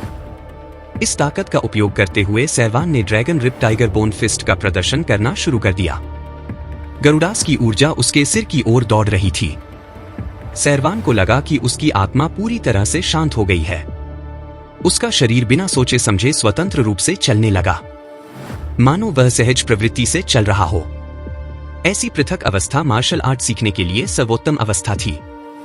यह कहना बड़े उरी था कि सैवान का शरीर भले ही अच्छा न था, लेकिन उसकी सूझबूझ और समझदारी उसकी उम्र के बच्चों से कहीं ज्यादा थी। बड़ी बड़ी जनजातियों के कुलीन लोग भी इस सैवान के सामने फीके पड़ जाते थे, जिसने 2 जिंदगियां जी थी। चौथे नश्वर रक्त क्षेत्र से 5वें नश्वर रक्त क्षेत्र तक खजाने खाने के अलावा एक और महत्वपूर्ण कदम उसके शरीर में युवान कई इकट्ठा करना था, और यह वास्तव में सबसे कठिन कदम था। विशाल जंगल में योद्धा उड़ सकते थे, सैकड़ों कड़ाया उठा सकते थे, पहाड़ों को समतल कर सकते थे। यह ऊर्जा कहां से आए? क्या दलिया, सब्जियां और चाय खाने से वह ऊर्जा मिलेगी? यह स्पष्ट रूप से असंभव है। पृथ्वी से प्राप्त ज्ञान का उपयोग करके ऊर्जा का संरक्षण किया गया। घोड़े को दौड़ाने के लिए उसे घास खिलानी पड़ती थी। योद्धाओं के लिए भी यही बात थी। अगर योद्धा पहाड़ को हिलाना चाहता था तो उसे पहाड़ को हिलाने के लिए ऊर्जा देनी पड़ती थी। इसलिए जब योद्धा अपने शरीर को प्रशिक्षित करते थे, चाहे वह कोई खजाना हो, जानवर का मांस हो या उजाड़ हड्डियां हो, उन्हें लगातार इसका उपभोग करना पड़ता था, क्योंकि योद्धाओं की ऊर्जा खपत भोजन पर निर्भर थी। लेकिन क्यों संग्राहक क्षेत्र में पहुंचने पर योद्धा ऊर्जा प्राप्त करने के लिए सिर्फ खाए गए भोजन पर ही निर्भर नहीं रहते थे, बल्कि वे अपने शरीर की पूर्ति के लिए आसपास के वातावरण से भी ऊर्जा को अवशोषित कर सकते थे। जब योद्धा और भी उच्च साधना प्राप्त कर लेते हैं तो वे पहाड़ों को गिरा सकते हैं और समुद्र को उलट सकते हैं। इस समय ऊर्जा का मुख्य स्रोत भोजन नहीं, बल्कि स्वर्ग पृथ्वी युवान क्यूई से ऊर्जा थी। Dragon ripper tiger bone fist के 2 राउंड के बाद सैवान को लगा कि उसका शरीर गर्म हो रहा है। उसका शरीर पसीने से भीगा हुआ था। Dragon rip tiger bone fist को पूरी तरह से ठीक से करना बहुत ही श्रम साध्य था। सैवान द्वारा अवशोषित ऊर्जा 2 राउंड में समाप्त हो गई। यह ऊर्जा फिर उसके शरीर में बस गई और उसके शरीर को पोषण देने लगी। इस समय लियान आदिवासी कबीले के कुलपति परिसर के अंदर क्या वह कुतिया लिनारा भाग गई है? यह खबर सुनते ही द्रवों का चाय का प्याला उसके हाथ से गिरकर टूट गया। पट गर्म चाय छलक गई, जिससे तारा सिंह को झटका लगा। उसे नहीं पता था कि द्रवों ने ऐसा गुस्सा क्यों किया। दरअसल द्रवों में हीन भावना थी, लेकिन वह एक घमंडी व्यक्ति भी था। बड़ी जनजाति के कुलीनों के सामने उसे हीन होना पड़ता था, लेकिन लियान आदिवासी कबीले के गरीब लोगों के सामने वह ऐसी कोई भी बात तब बर्दाश्त नहीं करता था जो उसके स्वाभिमान को ठेस पहुंचाती हो। उदाहरण के लिए लिनारा, हालांकि द्रवों लिनारा को चाहता था, उसने अपने अधीनस्थों के सामने कभी ऐसी इच्छा व्यक्त नहीं की थी। यह ऐसा था जैसे कोई सविराट किसी छोटी सी दरबारी लड़की को पसंद कर रहा हो। वह केवल उससे मिलने जाता था, लेकिन कभी उसका पीछा नहीं करता था। एक सस्ता आम आदमी उसकी खोज के लायक कैसे हो सकता है? यही कारण था कि तारा सिंह को लिनारा के बारे में, द्रवों की योजना के बारे में पता नहीं था। अब भी वह उलझन में था। लिनारा के भाग जाने से द्रवों इतना नाराज क्यों था? छोड़ो। द्रवों ने अपना हाथ हिलाया। उसका चेहरा उदास था। मुझे उम्मीद नहीं थी कि वह कुतिया इतनी जिद्दी होगी जो मेरे कब्जे में आने के बजाय मरने को तैयार होगी। द्रवोन के इतना क्रोधित होने का एक कारण यह था कि वह लिनारा के असाधारण स्वभाव और रूप को चाहता था। दूसरा कारण मुख्य कारण था। द्रवोन संसाधनों से वंचित लियान आदिवासी कबीले में रहता था। वह हमेशा वह सब कुछ पाने में सक्षम था जो वह चाहता था, लेकिन उसे एक बड़े आदिवासी कबीले से संसाधन का एक त्यागा हुआ टुकड़ा पाने के लिए झुकना पड़ा। यह इस हद तक बढ़ गया कि उसके दिल में एक अत्यधिक इच्छा पैदा हो गई।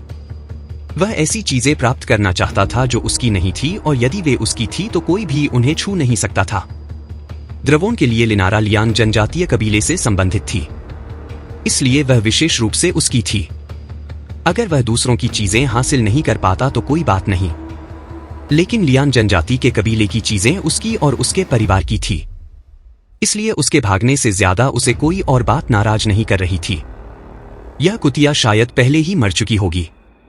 एक 15 साल की लड़की को अकेले विशाल जंगल में भागने के लिए बहुत साहस की आवश्यकता थी, क्योंकि यह आत्महत्या के बराबर था और उसे ढूंढने के लिए लोगों को भेजना असंभव था। विशाल जंगल इतना बड़ा था, कौन जानता था कि लिनारा किस दिशा में भाग गई, और योद्धा तैयारी शिविर से अपने दर्जनों लोगों को भेजने से शायद कुछ लोगों की मौत हो जाती। यह इसके लायक नहीं था। बहुत जल्द द्रवोन को दूसरी खबर मिली।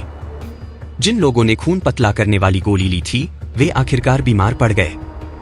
दरअसल उनके बीमार पड़ने का समय द्रवोन के मूल अनुमान से पहले ही विलंबित हो चुका था। वे सभी बहुत कमजोर थे और खांसते समय उनमें खून भी आ रहा था। यह सभी बीमार लोग अपने परिवार के स्तंभ थे। वे मूल रूप से हड्डियों को परिष्कृत करके अपने परिवार के लिए कुछ अतिरिक्त भोजन कमाने की उम्मीद कर रहे थे, लेकिन अब स्तंभ गायब हो गया था। इन दिनों भोजन की कमी के कारण कुछ लोग भूख और ठंड से मर चुके हैं। सबसे पहले बीमार और बुजुर्ग लोगों की मृत्यु हुई। जिन परिवारों में स्वस्थ पुरुष थे वे बड़ी मुश्किल से अपना गुजारा कर पाते थे, लेकिन अपने पुरुषों के बिना उनके आगे के दिन अकल्पनीय थे। और इसके लिए लियान आदिवासी कबीले का उच्च वर्ग अब सहायता प्रदान करने के लिए आगे नहीं आया। उन्होंने भोजन नहीं दिया क्योंकि द्रवोन ने फैसला किया था कि यह लोग लंबे समय तक नहीं रहेंगे और उनका मूल्य खो गया है। जनजाति में भोजन की बहुत कम मात्रा बची होने के कारण उन्हें अभी भी उजाड़ हड्डियों को परिष्कृत करने के लिए सक्षम पुरुषों की भर्ती जारी रखनी पड़ी। बेशक जब सबसे अच्छे फिट लोगों को अप कर दिया गया तो दूसरे बैच में औसत दर्जे के लोग थे, लेकिन इससे कोई फर्क नहीं पड़ा क्योंकि उजाड़ हड्डियों को लगभग परिष्कृत कर दिया गया था। लियान जनजाति के उच्च वर्ग के इतने ठंडे और हृदयहीन होने के बावजूद लोग अंधेरे में रह गए। उन्हें सच्चाई का पता नहीं था क्योंकि उन्हें यह सब सैरवान की गलती लग रही थी। स्वस्थ शरीर वाले पुरुषों के हताश परिवार के सदस्य लियान जनजातीय कबीले के कुलपति के परिसर में आए। उन्हें उम्मीद थी कि उन्हें कुछ भोजन मिलेगा और उन्हें उम्मीद थी कि उन्हें रक्त तप्तला करने वाली गोली मिल जाएगी जिसने उनके पुरुषों के जीवन को बचाया जा सकता था। बेशक परिवार के सदस्यों की नजर में वह एक जीवन रक्षक चमत्कारी दवा थी, लेकिन लियान जनजाति के उच्च वर्ग ने इस अनुरोध को खारिज कर दिया। रक्त पतला करने वाली गोलियों की संख्या सीमित थी और क्योंकि यह किसी व्यक्ति की जीवन शक्ति को बहुत अधिक प्रभावित करती है, इसलिए वे इसे उन लोगों पर क्यों बर्बाद करेंगे जिनके बचने की कोई संभावना नहीं थी। प्रवक्ता के रूप में तारा सिंह अहंकार पूर्वक मंच पर खड़ा था और उन सक्षम पुरुषों के परिवार के सदस्यों पर तिरस्कार भरी नजर से देख रहा था। वह कभी गरीबों का सदस्य था, लेकिन अब तारा सिंह को लगा कि वह अब बड़ी ही बन ही रहा। वह गरीबों के दायरे से बच निकला था और चींटी जैसे ही इन प्राणियों से अलग था। वह अब द्रवोन का अधीनस्थ था। जब द्रवोन सूरतगढ़ दिव्य साम्राज्य योद्धा या यहां तक कि एक राज्य नाइट बन जाता है तो वह एक राज्य नाइट के सेवकों में से एक होगा। तुम्हें पता है कि किंगडम नाइट कितना महान होता है। प्रधानमंत्री के घर का चौकीदार ग्रेड 3 के अधिकारी के बराबर होता है। जब ऐसा होगा तो तारा सिंह कई पत्नियां रखने में सक्षम हो जाता और सफल हो जाता है। वह इन गरीब लोगों के साथ कैसे घुल मिल सकता है? तुम किस बात पर शोर मचा रहे हो? तुम किस बात पर शोर मचा रहे हो? तुम लोग अभी भी जीवन बचाने के लिए चमत्कारिक दवा चाहते हो? तुम्हें क्या लगता है कि हमारे समुदाय के पास ऐसी कितनी चमत्कारिक दवाएं हैं? क्या तुम्हें पता है कि चमत्कारिक दवा को परिष्कृत करने की लागत कितनी है? तारा सिंह ने महिलाओं और बच्चों के फटे हाल समूह को घृणा से देखा, लेकिन यह देखकर कि वे उसके शब्दों से अचंभित रह गए थे। उसे लगा कि अब वह उच्च कोटि का व्यक्ति हो गया है। अगर मैं साफ साफ कहूं तो तुम सब की जिंदगियां मिलाकर भी एक चमत्कारी दवा के लिए पर्याप्त नहीं होंगी। तुम्हें खाना चाहिए, तुम्हें चमत्कारी दवाई चाहिए। उम्मीद छोड़ दो। जनजाति ने पहले भी एक बार तुम्हारे आदमियों की जान बचाई है और तुम अभी भी दूसरी बार उम्मीद कर रहे हो। तुम्हारे ही लोग गलती से प्लेग से संक्रमित हो गए थे। इसका जनजाति से कोई लेना देना नहीं है। तुम्हारी किस्मत खराब है। अगर तुम दोष देना चाहते हो तो उस बच्चे सैवान को दोष दो। उसी को संक्रमण हुआ और उसने तुम्हें संक्रमित कर दिया। वह कमीना मरने के बाद भी दूसरों को नुकसान पहुंचा रहा है। तारा सिंह के मन में आग को भड़काने के गुप्त इरादे थे और इसी समय किसी ने मतलबी आवाज में कहा, सैनिक तारा सिंह। हाँ, सही कह रहे हैं। यह सब उस बदकिस्मत सैवान की वजह से है। यह आवाज बूढ़ी सोमिया की थी। वह भीड़ में घुल मिल गई थी और जनता की राय को प्रभावित करने के लिए सही समय का इंतजार कर रही थी। और वह लिनारा, वह मोहक महिला, हम आर्यलियान आदिवासी कबीले ने उस परेशान परिवार को दयापूर्वक स्वीकार किया था। उन्हें भोजन और रहने के लिए जगह दी थी और न केवल उन्होंने हमें पैसे नहीं लौटाए बल्कि वे हमारे लिए मुसीबत भी लेकर आए। साथ ही गांव वालों, अगर आप दोष देना चाहते हैं तो उन दो बदकिस्मत लोगों को दोष दीजिए। बूढ़ी सोमिया ने ऊंची आवाज में चिल्लाया और स्वस्थ शरीर वाले लोगों के परिवार के सदस्य हताशा की स्थिति में सही और गलत में अंतर नहीं बता पा रहे थे। इसके अलावा सच्चाई उनके लिए बहुत जटिल थी जिसे उन लोगों को समझना बहुत कठिन हो गया। अब जब वह कुतिया लिनारा चली गई है, वह सजा से बचने के लिए फरार हो गई है। चलो उनके घर को जला देते हैं। चलो यह सुनिश्चित करते हैं कि अगर वह वापस भी आइए तो वह ठंड से मर जाएगी, भूख से मर जाएगी। उनके घर को जलाना भी भूत भगाने का एक तरीका है। चलो साथ ही गांव वालों। बूढ़ी सोमिया ने अपना फटा हुआ लबादा रदिया और केवल एक टॉप के सहारे मंच पर चढ़ गई और अपना कोट लहराने लगी जैसे कि वह एक छोटा झंडा हो। लोगों में सामूहिक व्यवहार की प्रवृत्ति थी, इसलिए वे आसानी से बहकावे में आ जाते थे।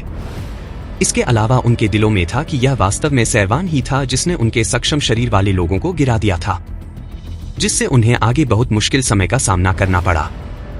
वे संभवतः भूख से मर जाएंगे या ठंड से मर जाएंगे। बूढ़ी सोमिया के उसावे पर लोगों ने लिनारा के घर को फिर से घेर लिया। यह लोग या तो बहुत गुस्से में थे या फिर बस भीड़ का अनुसरण कर रहे थे। कुछ ऐसे भी थे जिनका ऐसा करने का दिल नहीं था, लेकिन परिणाम नहीं बदला। 8 तीखी गाय के गोबर से भरी हुई जजरत झोपड़ी की ओर 10 मशालें फेंकी गई। आग की लपटें आसमान तक पहुंच गई। चटकने की आवाजें राक्षसों की चीखों जैसी थी। जैसे ही आग की लपटें आसमान में फैलती गई, घना काला धुआं उठता गया, जिससे खूबसूरत लाल आसमान काला हो गया। दूर से द्रवोन बिना किसी भाव के यह दृश्य देख रहा था। लिनारा के घर को जलाना उसे खुश करने के लिए पर्याप्त नहीं था। उसे बस इतना ही फर्क पड़ता था कि लिनारा मिल जाए। उसने शांति से तारा सिंह से कहा, जो उसके पीछे खड़ा था, आदेश भेजो, उजाड़ हड्डियों के शोधन को प्रभावित मत करो। इसके अलावा जब शिकार पर जाओ, अगर तुम्हें लिनारा मिल जाए तो उसे मेरे पास ले आओ। जो यह काम करेगा उसको इनाम मिलेगा। हाँ युवा मास्टर, मैं गारंटी देता हूं कि यह हो जाएगा। तारा सिंह ने जाने से पहले आदेश स्वीकार कर लिया।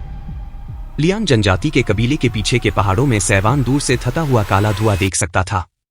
वह आग की स्थिति नहीं देख सकता था, लेकिन वह अनुमान लगा सकता था कि क्या हुआ था।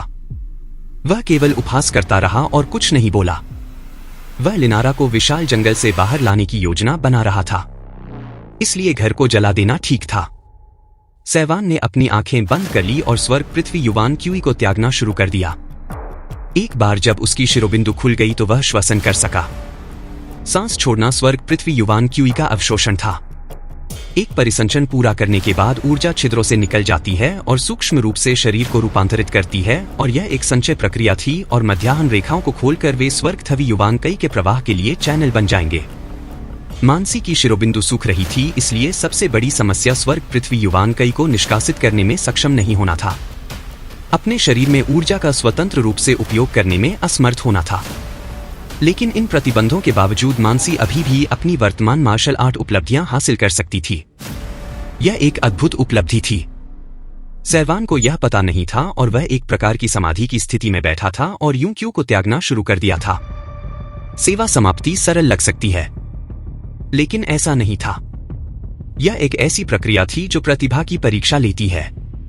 प्रतिभा के बिना का कोई व्यक्ति कभी भी समाधि जैसी अवस्था में प्रवेश नहीं कर पाएगा। उन्हें लगेगा कि समय बहुत धीरे धीरे बीत रहा है। 20 घंटे या 1 या 2 दिन तक क्रॉस लेग करके बैठने और सांस छोड़ने के बाद यह बहुत उबाऊ हो जाए। ज्यादातर लोग लंबे समय तक इस उबाऊ काम को करने के बाद अपना धैर्य खो देते हैं। विशेषकर अति सक्रिय बच्चे इसे सहन नहीं कर पाएंगे। लेकिन अगर कोई व्यक्ति समाधि जैसी अवस्था में पहुंच जाए तो समय की अवधारणा खत्म हो जाएगी। पलक झपकते ही कई दिन बीत जाएंगे और सांस छोड़ने वाले व्यक्ति को ऐसा लगेगा जैसे उसने अभी अभी झपकी ली हो। जहां तक सैरवान की बात है, वह इस समय ऐसी ही स्थिति में था। सैरवान का शरीर एक सामान्य व्यक्ति जैसा था, लेकिन उसकी आत्मा दूसरों से अलग थी। उसकी असाधारण अनुभूति थी और इसके अलावा सैरवान के भीतर बैंगनी क्रिस्टल भी छिपा हुआ था। बैंगनी क्रिस्टल एक दिव्य कलाकृति थी जो ऊर्जा से संबंधित थी। एक व्यक्ति के शरीर में आत्मा क्यों और आत्मा होती है कि इकट्ठा करने के लिए बैंगनी क्रिस्टल का उपयोग करके सैरवान इसे आसानी से कर सकता था। जिस गति से उसने स्वर्ग पृथ्वी युवांके को अवश्य पोषित किया या उसके मध्याह्न रेखाओं के भीतर परिसंचन की गति एक सामान्य व्यक्ति की तुलना में कहीं अधिक तेज थी। इस प्रकार सैरवान समय की अवधारणा को पूरी तरह से भूल गया था। सूर्यास्त से लेकर देर रात से लेकर भोर तक पहाड़ पर ठंड थी और सैरवान के कपड़े ठंडी हवा से गीले थे। उसके बालों पर पहले से ही सफेद बर्फ की परत जम चुकी थी। सैरवान ने पहले ही लिनारा को चेतावनी दे दी थी कि वह उसकी तलाश ना करें और पेड़ के घर में बिना किसी चिंता के इंतजार करें। वृक्ष घर में बहुत सारा भोजन था जिसे लिनारा भूख लगने पर तैयार कर सकती थी। सूर्योदय के बाद विशाल जंगल में सूरज उगाया। यह एक सुंदर तस्वीर थी क्योंकि छोटे उन्हरा सूरज कठिनाई से ऊपर चढ़ रहा था। क्षितिज सूर्य की रोशनी से सोने की तरह लिपटा हुआ लग रहा था। पूरा पहाड़ पुनर्जीवित हो गया था क्योंकि उन्होंने सुनहरी धूप के बपतिस्मा का स्वागत किया था। सैरवान स्थिर खड़ा रहा।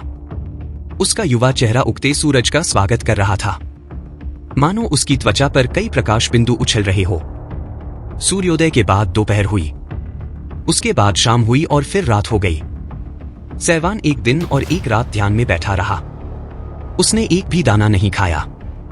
वह एक चट्टान के टुकड़े की तरह था जो कभी नहीं हिलता था। लेकिन अगर आपके पास सैरवान की दृष्टि होती तो आप सैरवान की ओर उड़ते हुए कई प्रकाश बिंदु देख सकते थे जो उसके पूरे शरीर को ढक रहे थे। बहते हुए सुनहरे प्रकाश से उसके शरीर की नालियां एकदम साफ हो गई थी। रोशनी में ऐसा लग रहा था मानो वह पारदर्शी हो गया हो। वह अपने शरीर के अंदरूनी हिस्से को भी देख सकता था, जहां चमकती हुई मध्याह्न रेखाएं एक आदर्श मध्याह्न रेखा ग्राफ का निर्माण कर रही थी। यह एक मंत्रमुग्ध कर देने वाला दृश्य था। धीरे धीरे सैरवान को दिखाई देने वाली रोशनी घनी होती जा रही थी। उसकी मेरिडियन सचमकीली और चमकीली होती जा रही थी और उसका शरीर गर्म होता जा रहा था। सैरवान के दिमाग में कई तरह की छवियां उभरी। वे dragon rip tiger bone fist की हरकतें थी जो उसके दिमाग में चलचित्र की तरह चल रही थी। ऐसा लग रहा था मानो वह आध्यात्मिक दुनिया में खुद को साधना कर रहा था और वह dragon rip tiger bone fist के प्रत्येक रुख को बिना थके करता रहा। सैरवान के पीछे एक ड्रैगन और एक बाघ की छाया थी जो एक एक पक्ष ले रहे थे। सैरवान की हालत और भी रहस्यमयी होती जा रही थी। उसे ऐसा लग रहा था कि उसका शरीर दबाया जा रहा है और उसकी कोशिकाएं लगातार संकुचित होकर ठोस होती जा रही हैं। उसकी हड्डियां भारी हो गई थी और उसका खून पारे जैसा हो गया था। Dragon rip tiger bone fist के बाद सैरवान ने हाथी निगलने की तकनीक का अभ्यास करना शुरू कर दिया। हाथी निगलने की तकनीक कोई मुट्ठी तकनीक नहीं थी बल्कि चालों का एक सेट था और चालों का यह सेट अत्यंत रहस्यमय था, यहां तक कि dragon rip tiger bone fist से भी अधिक रहस्यमय। हाथी निगलने की तकनीक में ऊर्जा की खपत बहुत अधिक थी। शरीर की ऊर्जा समाप्त होने की स्थिति में शरीर आहरी दुनिया से ऊर्जा को अवशोषित करने की स्थिति में पहुंच जाता है, जहां वह सभी का स्वागत करता है। सैरवान अब एक स्पंज की तरह था और वह ऊर्जा महासागर में स्वतंत्र रूप से उसकी शक्ति को अवशोषित कर रहा था। युवान कई के अधिकतम तक एकत्रित होने और सैरवान द्वारा हाथी निगलने की तकनीक और dragon rip tiger bone fist का बार बार प्रदर्शन करने के बाद पिंग अचानक सैरवान ने अपने शरीर में कुछ फटने की आवाज सुनी। सैरवान के गले में एक कच्ची और मीठी सांस उभरी और उसने अपना मुंह खोलकर कहा, वाह। उसने एक बड़ा मुंह काला खून उगल दिया था। काले खून का यह घूंट बहुत गाढ़ा और चिपचिपा था। इसे उगलने के बाद सैरवान को ऊर्जा से भरा हुआ महसूस हुआ, जैसे अमृत उसके सिर पर बरस रहा हो और उसका पूरा शरीर भीग रहा हो।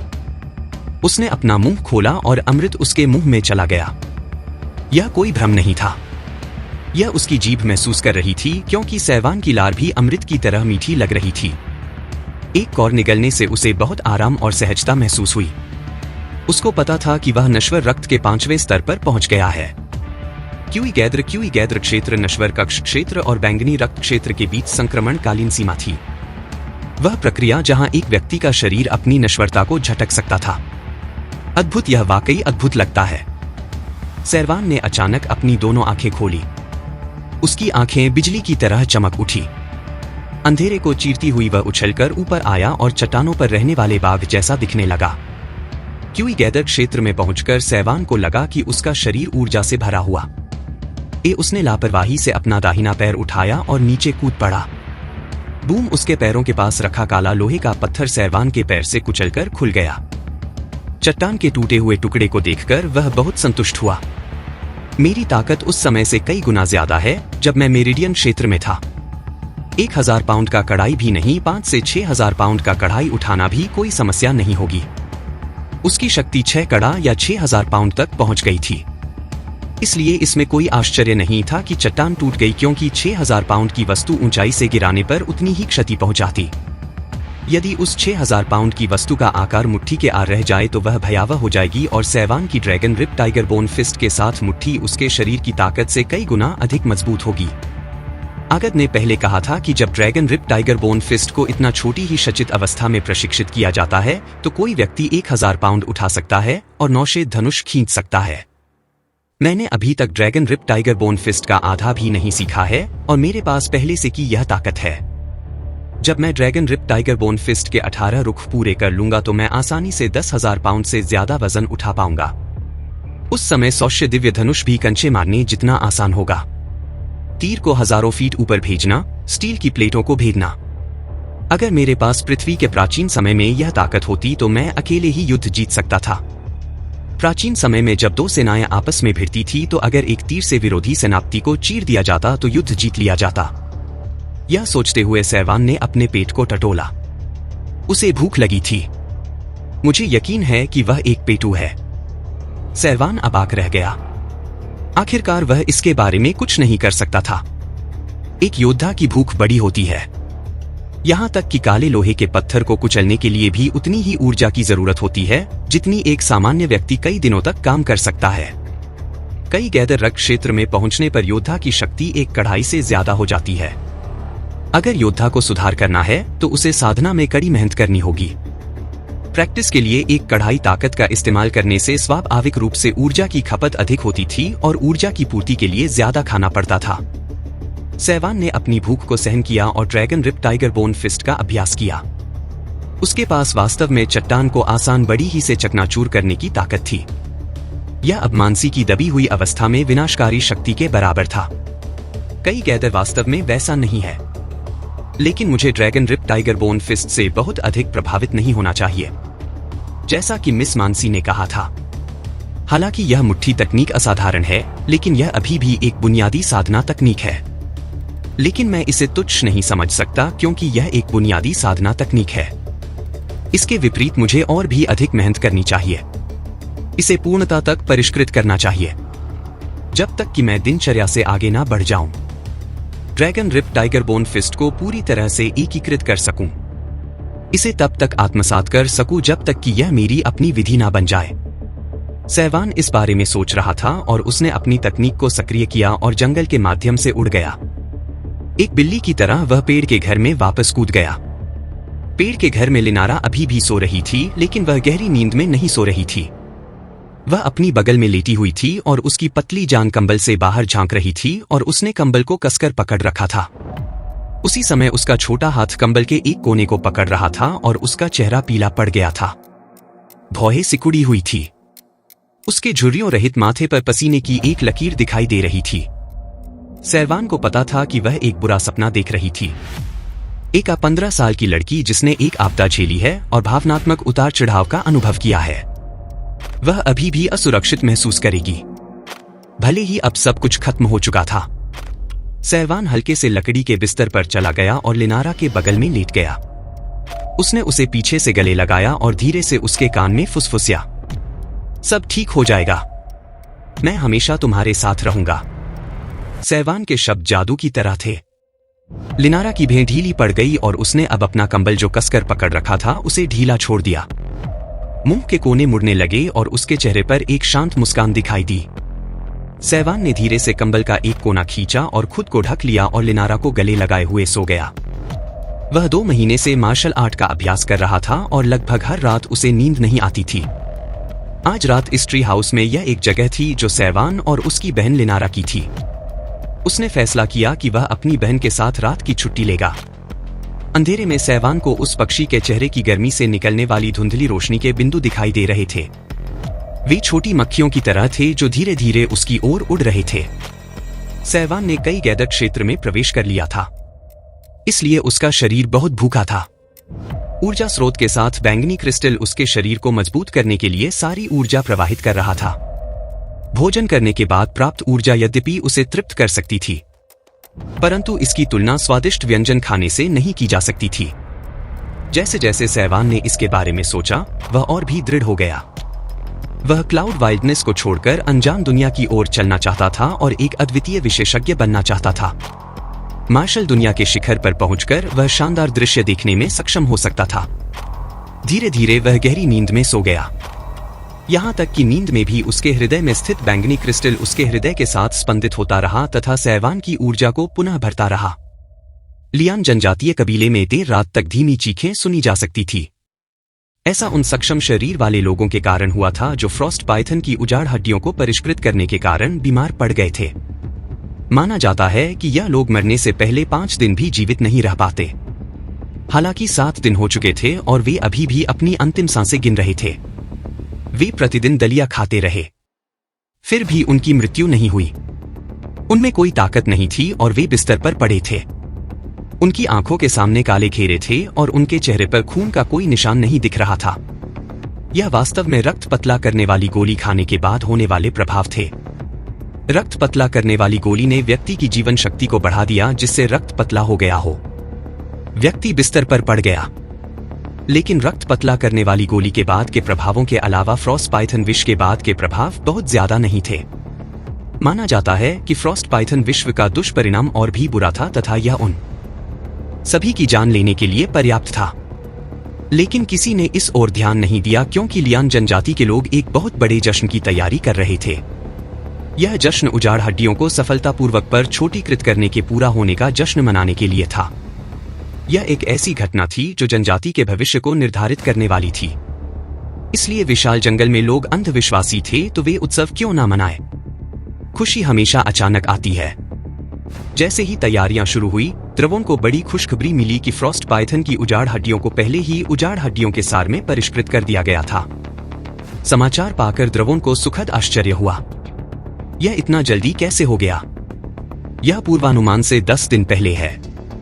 तकनीक के मैनुअल के अनुसार उजाड़ हड्डियों के सार को पूरी तरह से परिष्कृत करने के लिए अगले 10 दिनों का समय सबसे अच्छा होगा। हाँ, यह बहुत तेज है।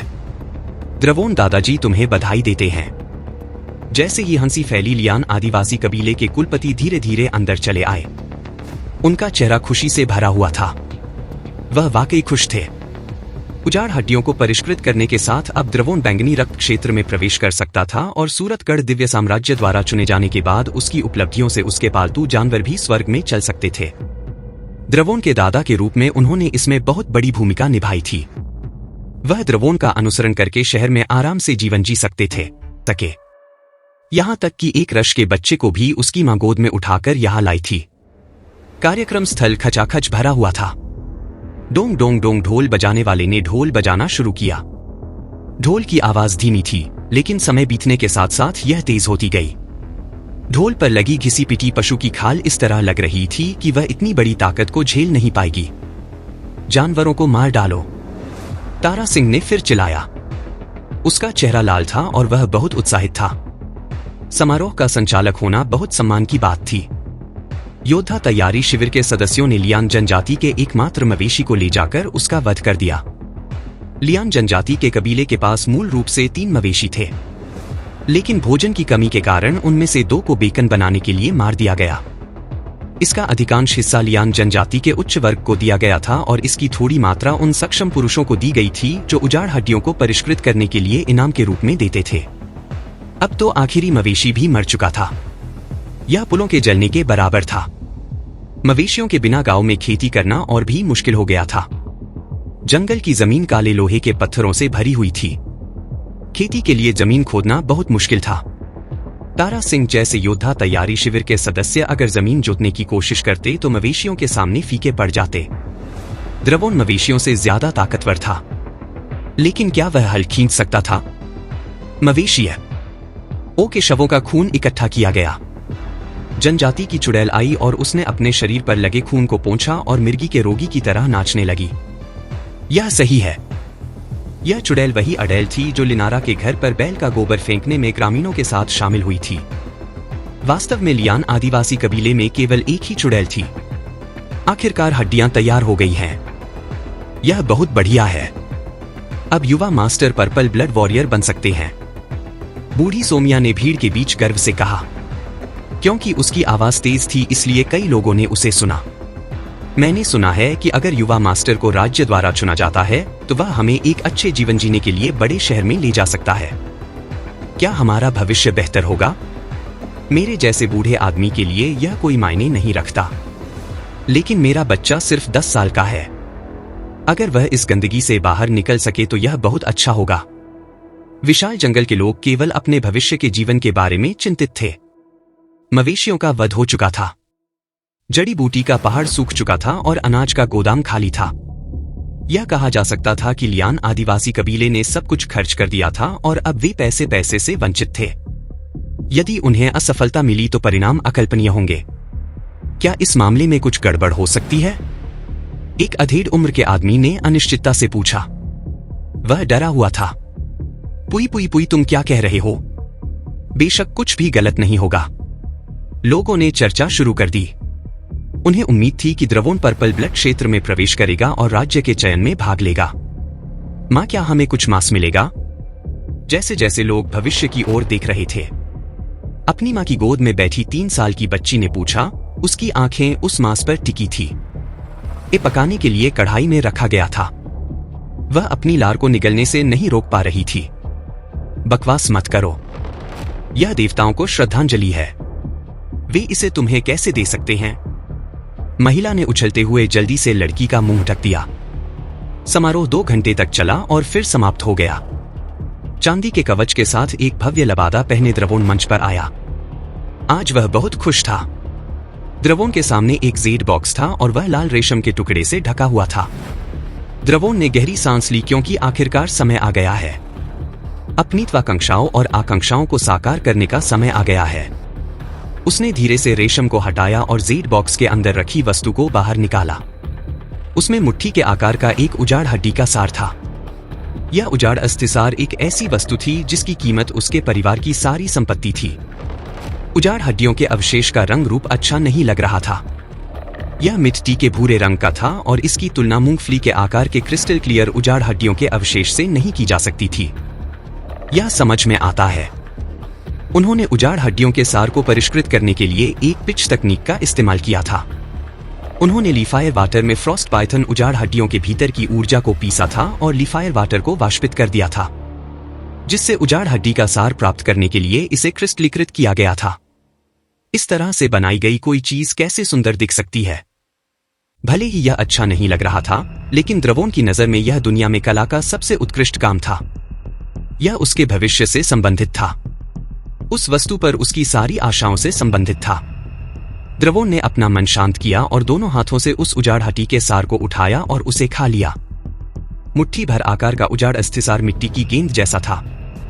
यहां तक कि इसकी बनावट भी मिट्टी खाने से अलग नहीं थी। स्वाद स्वयं स्पष्ट था, लेकिन द्रवोन इसे बर्बाद नहीं करना चाहता था। वह सावधान था, बिना किसी चूक के। उसने अपनी उंगलियां भी चाट कर साफ कर ली। वह घबराया हुआ था। यह पहली बार था जब उसने एक उजाड़ हड्डी का सार खाया था। इसके भीतर की ऊर्जा हिंसक हो सकती है, लेकिन उसका शारीरिक गठन बुरा नहीं था, इसलिए उसे इसे झेलने में सक्षम होना चाहिए। समारोह समाप्त हो गया है। सभी लोग बाहर निकल जाए, तारा सिंह ने जोर से चिल्लाया। योद्धा तैयारी शिविर के सदस्यों ने द्रवोन को प्रभावित न करने के लिए लोगों को भगाना शुरू कर दिया।